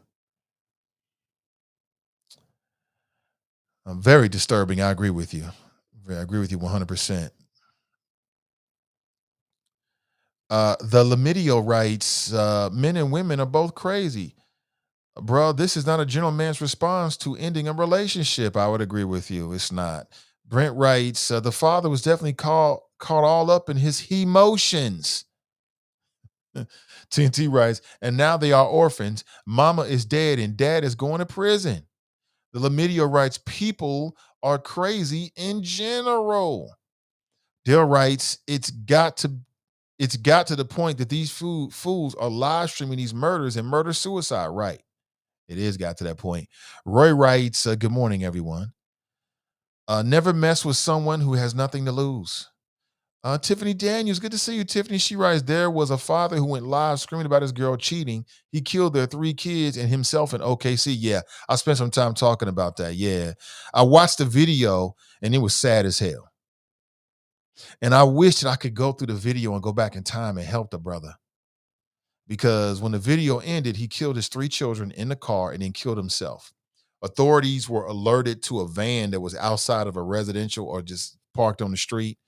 When the authorities went to the van, they opened it up and saw 4 dead bodies. 3 of them were children. Could you imagine what that's like to see something like that? Damn, I watch a video and it's hard for me to get out of my brain. Could you imagine seeing it and smelling it in real life? It's the kind of shit that'll drive you nuts, I'm sure. Man. The Lamidia writes, overgeneralizing men, Ned. Yes, I am. I am. For the point of the conversation, you're right.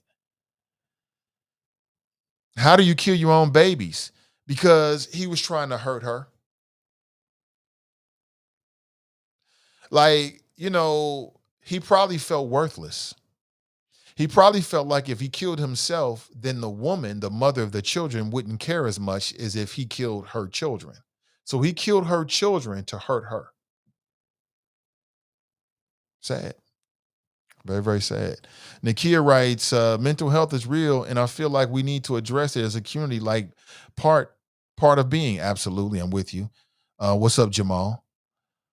Tabitha writes, I was slipping, Nate. I picked the wrong guy. He was trying to be in competition with me, a girl. I got out. It took a little longer than I thought, but I got out. I'm glad you did. I mean, competition with your girlfriend? Why would I? I mean, maybe if we doing a push-up challenge or like we're trying to creatively push one another. So we're gonna do like, okay, we both gonna work out, and in a month, we're gonna see who lose the most weight. That kind of competition, like something friendly.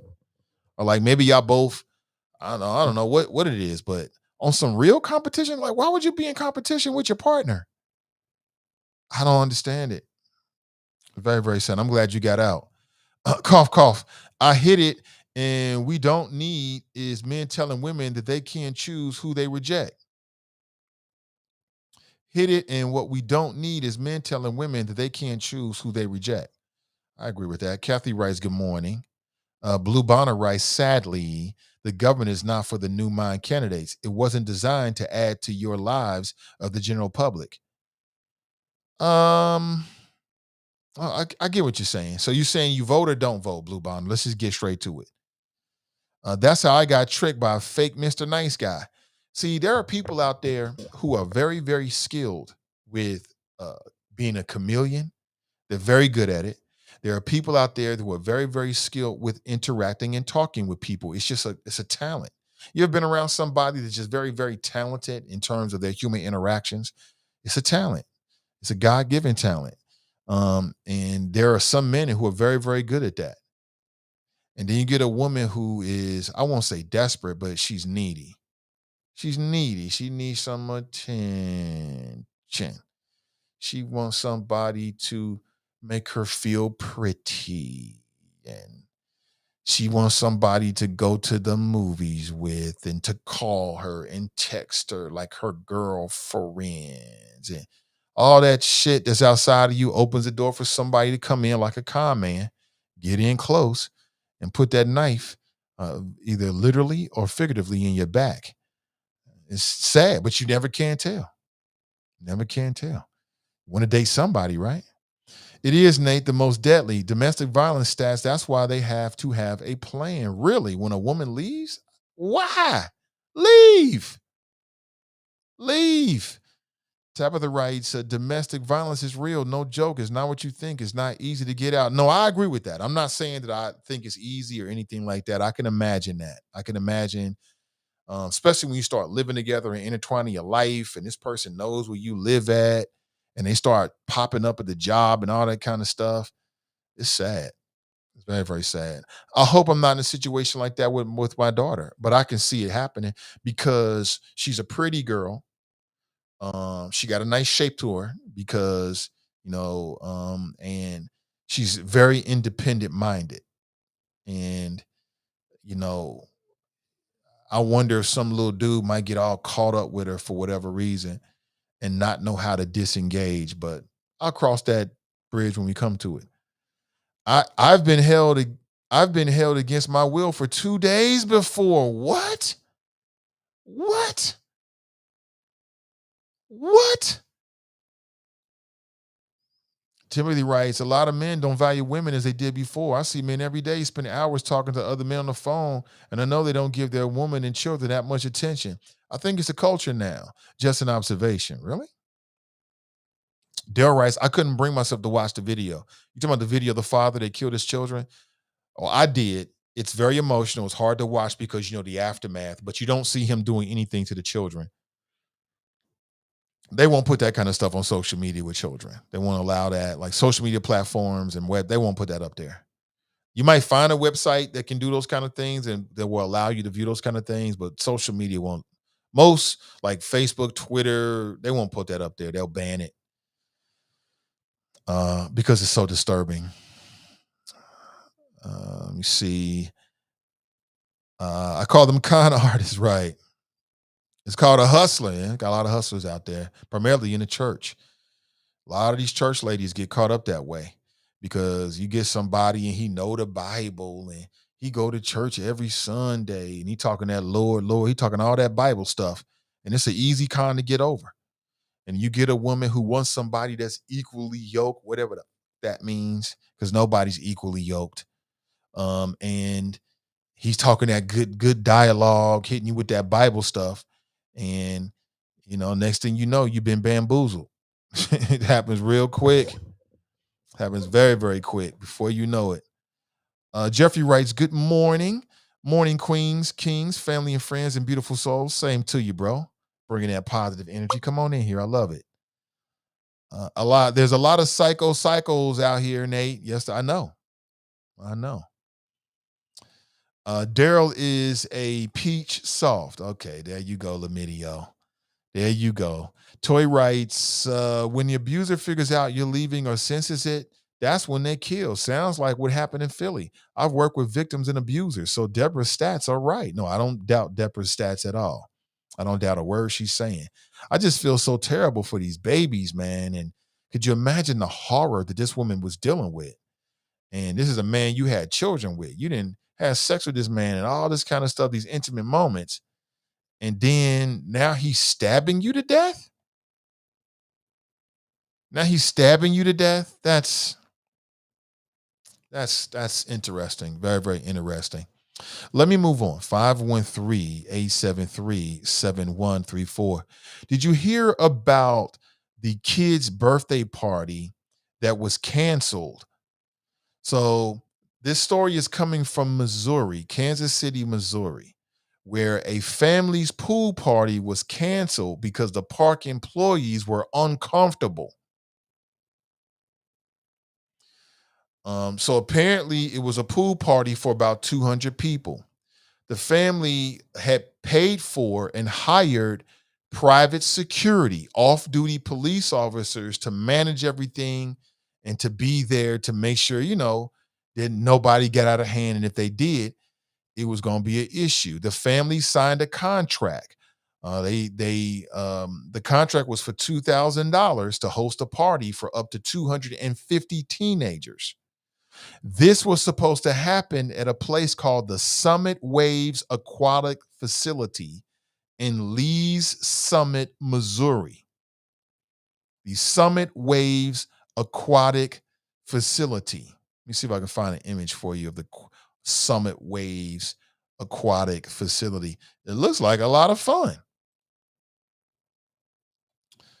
My son is going to a water facility today, and I'm all in my feelings about it. I hope the boy is okay. And as a parent, the terror never ends. You're terrorized every time your kids make a move. Uh, it is what it is. Let me see.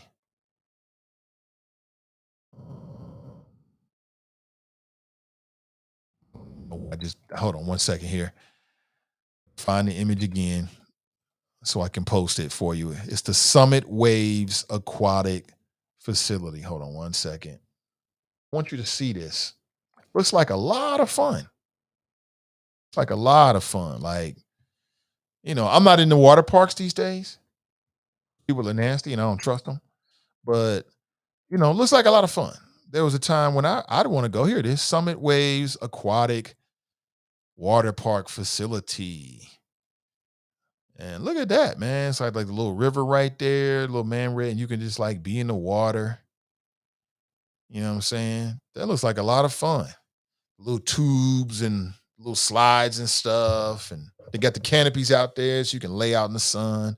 You can get a tan, but you don't have to overheat. Looks like a lot of fun. It's like a lot of fun, but it wasn't fun for this black family. They are saying that they were denied due to racism. So imagine 250 teenagers. They signed a contract to pay $2,000. They paid for off-duty police officers to be security, and as they're walking up, they get stopped by one of the managers, and they tell them that their reservation has been canceled. They canceled the reservation. And the reason why is because they don't feel comfortable. And so immediately people in the crowd was like, wait a minute, you don't feel comfortable? Why don't you feel comfortable? And they never got a straight answer. Never got a straight answer. So that led them to believe that the reason why was because they're black. And the people at the campground said, look, you were supposed to bring 250 people, but we think you brought like 500 people. And the people were like, well, wait a minute. How can you tell who's with us and who's not with us? People are intermingling inside of the campground. I mean, how do you know who's with us and who's not? So in the video that's out, you can hear people start saying, because we're black. The young people, they're like, because we're black, because we're black, because we're black. And without an explanation, what would you think?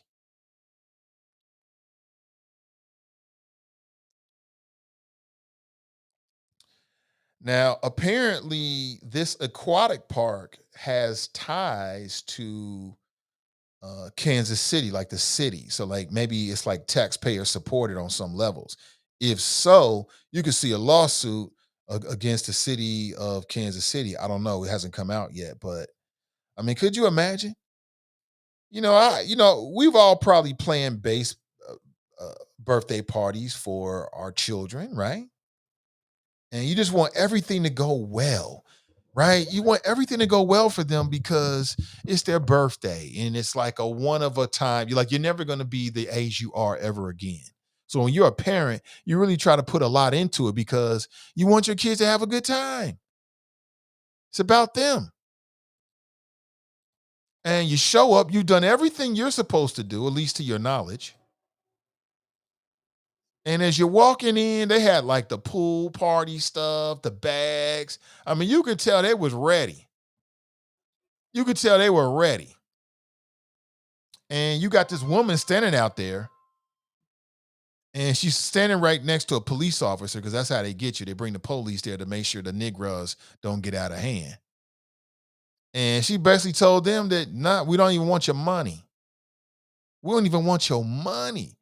That's like a whole different level of racism when they don't even want your money. Like this country was set up upon capitalism. It's all about making money.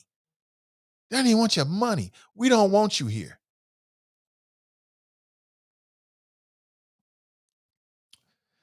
And if I was that family, I would explore all my legal options. And if I found an option to sue their asses, I would sue them for as much as I could. And I would do that because when you hit them in the pockets, when you start costing them money, that's when you get their attention.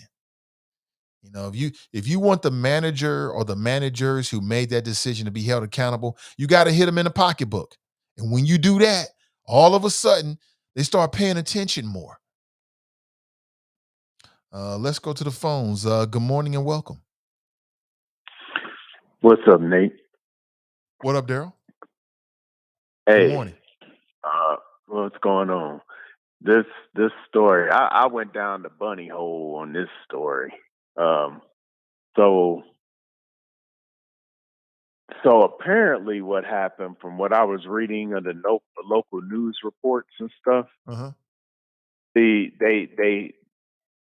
so the kids saved up their money, and they went and had this day for their birthday party, and the parents, they okayed it. They had to sign off on it and stuff, and so they did it a month in advance, had everything in line like you're supposed to, and expected 250. You stated that they hired their own security, which was that area police department. That's who their security was, and they were going to bring them to make sure that they didn't exceed over 250.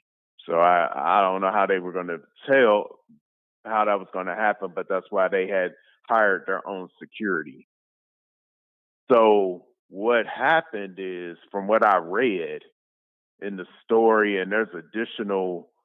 Well, it was a shot. It wasn't any additional video, but and there is a news report. I think there was a news footage there, but anyway, um, what happened was is that when they got to the park and you saw the engagement with the manager and blah blah blah, all that took place with the officer there, and they pulled him off to the side to have a conversation away from the kids and all that stuff. Apparently, what they said is they referred to the language in the contract that the facility has the right to cancel the event at any time if they deem that something's going to happen outside of the agreement that they entered into. So in this case, they were saying that somebody, it was posted on social media and they had, and it was posted on social media and they were expecting 500 people. They only paid for 250. And but what you can do is you can have up to, like if we would have rented out, we could have up to 1,000 people there or something like that. So they were using that as a loophole as to why they couldn't have their event there. Come to find out that it was some of the lifeguard and that facility staff that posted that event on social media, and people responded and they blamed the party Uh and the huh. kids Okay. that were coming. Yeah, yeah, that's what. Yeah, that was the rest of the story. So they put it back on them when it was their own staff, and I think they had two lifeguards were fired because of this, because they put it out on social media that this was going to happen. Okay. Yeah. So just wanted to give you, because I was like, man, this is, so I just went down the bunny hole and just followed the story. So I don't know, it'll be interesting to see what the final outcome is, because it is, from what I read, the facility is owned by the city and it is taxpayer funded. And so it'll be very interesting to see how this is ruled. I'm anticipating some out of court settlement. However, that may not be good. But that's all I had, Nate. I just thought this was an interesting story, so I'm glad you brought it up. All right, brother. Thanks for the call. Okay. Yeah, most deaf. Let me move on. I want to talk about one more thing very quickly. I want to talk about Roger Goodell, the NFL, and the fact that now the NFL says that they want a full season suspension for Deshaun Watson. So I took a deep dive into the allegations of Deshaun Watson, and in particular, I read through the court documents from the judge that initially made the decision that Deshaun Watson should get a six game suspension, right? Female judge, and I read what she had to say, and it was quite interesting. So essentially, what this female judge said, former federal judge, that the FBI, not the FBI, that the NFL initially turned to sort of arbitrate or make a decision or give an opinion about what the discipline for Deshaun Watson should be. What she said is that the NFL is on some level sort of redefining what their policy is with Deshaun Watson, right? What they're asking for is a bit outside the policy. And again, Deshaun Watson, the allegation against Deshaun Watson is that he was um, targeting female massage therapists. Now, getting a massage for an athlete after a workout or before a workout is just all a part of it. Getting a massage after you've worked your muscles and working out the toxins and is a very, very healthy thing to do. It's a part of sports medicine, and everybody knows that. And apparently, because of it, there's an industry now of massage therapists, and I don't know how much they get paid. It must be worth it. And so, what Deshaun Watson was doing is he was seeing different massage therapists, and he was walking in there with a little bitty towel and putting it over his penis, and then he was taking his penis out, and in some cases, he was pressing it on the women and showing it to the women. Now, why was he doing this? He was doing this because, and again, I'm just talking from a man's perspective. If you show me a man that has a certain tactic toward women, and the reason why he has that tactic is because it's worked before. It's worked before. Like, I know women don't like cat calls, but the reason you show me a man that does a lot of cat calls, and at some point it's worked. And so he just gonna keep trying the same tactic because it already paid him. You know what I'm saying? Like, I'm sure like a fisherman. Like, if a fisherman goes to a new lake and then he goes to a particular place at that lake and the fish are biting, then when he returns to that lake of fish again, where is he going to go first? Where they were biting. So, ladies, you ever wonder, like, damn, why this dude? There is no way in the world that this man with this line is going to work. It's worked on somebody. That's why he's using it on you. It's either going to work or it's not going to work. If it works, hooray, hooray.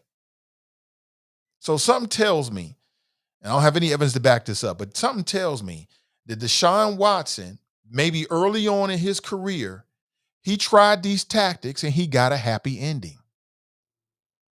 He might have got multiple happy endings. So now in his brain, he's thinking, shh, it worked the last time and she was cuter than her. So shit, I'll whip it out on her. And once she see what I'm rolling with, she might give me a happy ending. Fellas, am I wrong on that? I mean, I'm just being a man. I'm just thinking the way men do, but that's how men think, right? That's how men think.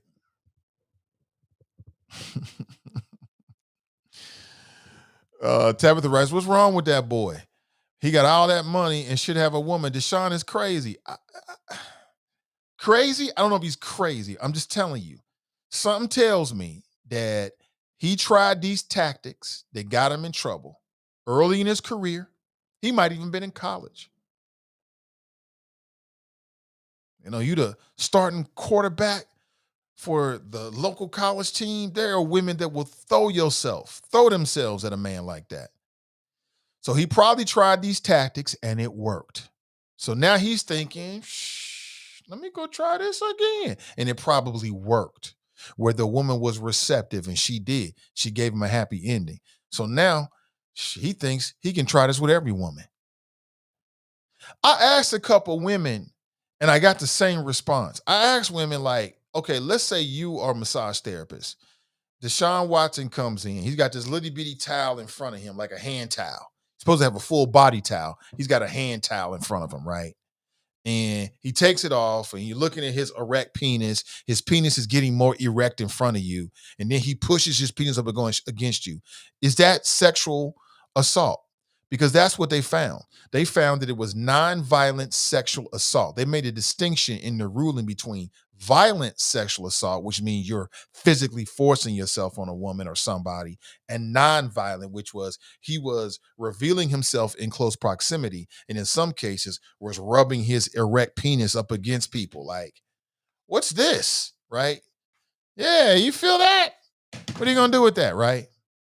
Again, he probably did that early on and it worked. So he's thinking, shoot, I mean, it's like baseball, man. Listen, if 33% of the time I'm getting a happy ending, that's okay. If 3 out of 10 women who I try this with actually give me what I want, I'll take that. Right? But he misread the situation. He started dealing with women that was like, nah, I don't want to do this. I saw a video for one of the women and she described what he did. And she said that he came in and he had this small towel on him. And then he took the towel off and exposed his penis. And he's sitting there like, you see that? Yeah. You see that? What you going to do with that, right? He's sitting back like that. And she got all in her feelings, justifiably so. And then I don't even think she said that he said anything to her. Right? He might have been something like, hey, you're like, what do we think about that? But what I want to know is, what would you do in that situation? Like, is that if they say it's sexual assault, it's sexual assault. But I'm thinking, you, okay, so I'm a female massage therapist. I go in here, Deshaun Washington's doing something I don't want to do. Why don't I just get my shit and roll? You know, like, I don't want to do this no more. You didn't cross the bound. Plus, I'm going to charge you because I came over here and set my equipment up. So now you got to pay for me. You got to pay me for my time, and I'm up out of here. And if you don't pay me for my time, I'm going to tell everybody why you're not paying me and why I had to leave. That's not an option. I don't know. I, I wonder if some of these women are like, oh, he making a mistake. You reckless? Reckless cost you. Civil suit. But again, the NFL is saying that he was a predator, and I can see that. And again, my thoughts are as a man is he tried that early on and it worked. He got what he was looking for, like a woman performed oral sex on him or gave him a happy ending in some other way, right? So he's like, shh, this was fun. I'm try this again. As he kept trying it again and trying it again and trying it again. And he started trying it with women that wasn't having it whatsoever. And they was willing to go get a lawyer and drop a dime on him. That's what I think probably happened. Now, it don't make it any his actions any better because you mean, come on, you gotta conduct yourself better than that, man. But I'm like, that's so he was never convicted criminally. He settled out of court on a dozen civil lawsuits. And now he looks like he's gonna get a year suspended. And so, doing a deeper dive, basically, the NFL has given the NFL commissioner all power. He's like all powerful, uh, you know, God of the NFL. He can do whatever he wants to do. And the NFL typically gets their way because the players, the NFL Players Association, the NFLPA, NFL Players Association, they basically negotiated away the power. They gave the commissioner the all power that he needs to make ultimate decisions in exchange for more money. And once they did that, it is what it is. And when I read through what the judge had to say, she essentially made that same point. She was like, look, this ain't necessarily, congruent to any of their policies or anything else, but per whatever article 45 or whatever it is in the NFL arbitration agreement, the commissioner can do whatever he wants to do. So that's what's going to happen. The NFL has they've looked bad in a lot of different ways. They want women to enjoy their sport as well. Everybody's looking at this. It looks bad. And because of that, they're gonna sit this brother down probably for a year because that's what they want to do. They can do whatever they want to do. That's their game. They created all the rules. They hold all the cards. They got all the money. They're gonna do whatever they want to do with Deshaun Watson. It is what it is. And that's what's gonna happen. I don't know if he was suspended, but he was injured and he didn't play at all. So it is what it is. Daryl writes, it's also about power because he's down in H-Town. He could have paid plenty of attractive women that would have been down for his proclivities. Right. Uh, I don't understand why you wanted to, but see, that might have been what he was getting off on. He was getting off on the fact that he was doing it, was unaware and it was off the cuff and all this kind of stuff. Like people sexually get off on a lot of different shit that you and I might think is weird or we don't understand it, but that's just human sexuality. So who knows what he was getting off on? I tell you one thing, I bet he don't do that it again. Like he could have paid somebody to do that on the low low. He could have paid a woman down in Houston. Back to your point, he could have paid a woman to do that. He could have paid a woman to act like a masseuse, and he comes in with a towel. He could have played all his little fantasies out. He got enough money to do that. So I don't have no sympathy for him. He gets what he gets. Timothy writes, it happens often from what I've heard from massage therapists. That's right, because men have this happy ending in our head. And so you get a massage, and some men think that every woman is willing to do that. Yeah, she's going to like this too. Not true. Angela writes, so the onus is on the woman who didn't exit the violation? I didn't say that. I'm just asking the questions. I think the onus is on Deshaun Watson. But what I'm saying is, Angela, if that was you, would you feel like that was sexual assault or would you leave? Would you stay and just like, I'm going to try to make the best out of it, but I'm not going to touch his penis? Or would you remove yourself from that situation and just not work with him anymore? I mean, would it rise to the level of a civil lawsuit? And then I'll be honest with you, these women, I saw this woman, she was all crying and in tears, and I'm having nightmares. You having nightmares for what, sis? Because you saw his penis? I, what? So I think there's game all the way around. You know what I'm saying? I think it's game all the way around. Like, I think some of these women was like, you know what? I think I've got a suit here because I don't ever want to work again. I never want to do it again. Get the fuck out of here. You ain't that hurt. You ain't that hurt. Because he didn't hurt you. And he whipped his penis out and said, or what he said, would he say, touch it? Or he showed you saw an erect penis. So now when you see an erect penis, that's traumatizing. Get the hell out of here. I don't want to hear that. That ain't true. That ain't true. It's game. Game recognized game. He was reckless. And sometimes when you reckless in America, that costs you. So he was reckless and it opened the door for these lawsuits. Like I said, I don't got no tears for him.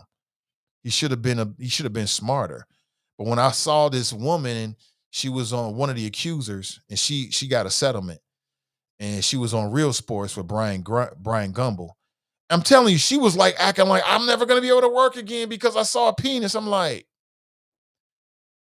you saw a penis? Stop it. Stop it. And I thought that Deshaun did more. I thought he was like, you ain't leaving. You ain't leaving. You're going to touch this. I'm going to get a happy ending today or else. That's not what happened. I'm not lessening what he did, but I'm just putting it in his proper perspective. That's what I thought. But I think that people are smart. People are smart. And they probably go back and talk to their friends like, girl, you got a case. I got a case. What do you mean a case? And I just don't want to be involved anymore. Girl, you better get you a lawyer. That man worth millions. He shouldn't have did that. Shh. And now you don't even want to work no more. You better go get that case. I think that's kind of what happens, right? Because people are opportunists these days. That's what I think. But what do you think? Charles writes, Watson sounds like he performed GSI throughout his whole life. Preformed GSI. I don't understand that. Explain that to me, Charles. It's over my head. Sorry. Dale writes is also about power because I think I read that already. Catching up. TNT writes, Cleveland, this is for you. Right. This is for you. Cleveland ran and got Deshaun Watson because the Bengals got Joe Burrow. That's the reason why they got Deshaun Watson, because the Bengals have Joe Burrow. And they're like, damn, we need to compete in the AFC Central. So we got to get us a quarterback. So they got rid of Baker Mayfield for Deshaun Watson because they want to compete with the Bengals in the AFC Central. It's the Bengals' fault.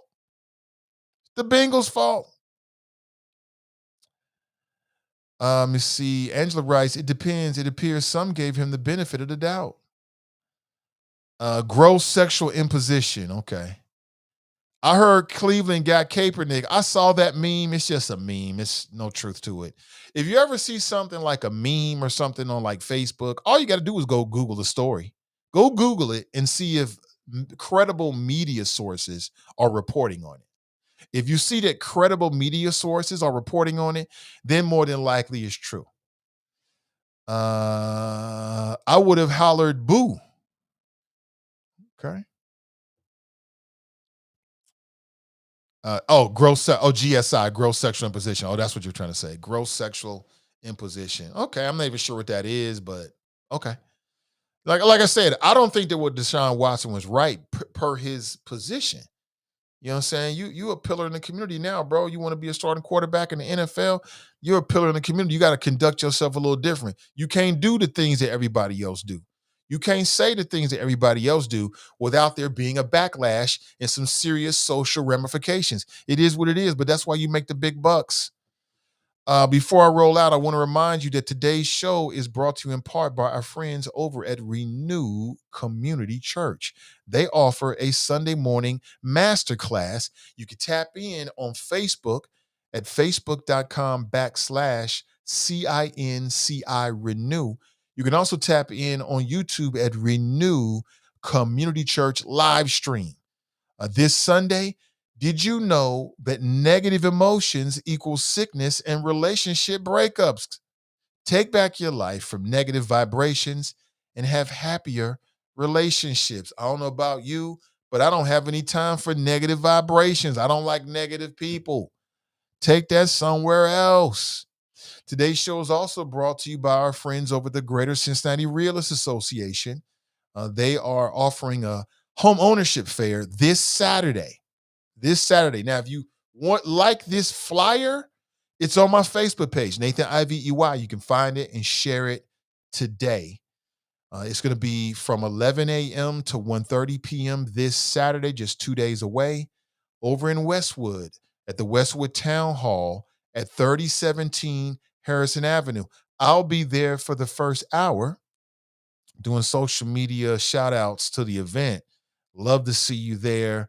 Could be an opportunity for you to get the necessary information and resources that you need to become a homeowner. I don't care who you are. I don't care what your credit score is. You can become a homeowner. It might be a bit of a process, right? Depending on what you've been doing and where you are. Hell, you might qualify now, but you won't know until you talk with professionals. So here's an opportunity for you to meet professionals in the industry and get the information that you need to become a homeowner. All right. And with that, my friends, I got to make a move. Remember our motto: winners focus on winning, and losers focus on winners. So stay focused and stay winning, my friends. And we'll talk real soon. Until next time, I'm out. Talking to my mirror like I love you so much. Curving on my critics like I heard you, so what? You can't kill my confidence, I think I'm the man. Tally all the I ever gave on my head. Lately I've been living like I can't take a loss. They ain't wanna help me, that's what made me a boss. You can't kill my confidence, I think I'm the man. We don't give a that's what they don't understand. I'm back again like flu season. I broke records while loose leafing. I'm coming down my roof, leaving. Don't give a I don't care. Did the for my lonesome. No wonder now I'm on one. No shortcuts on that long run. All I really want is my share. Get on my God, I told him it's nothing. In the discussion, for them feelings I throw all my pain on percussion. It's disgusting. I hear them bragging about that they did and they do not move.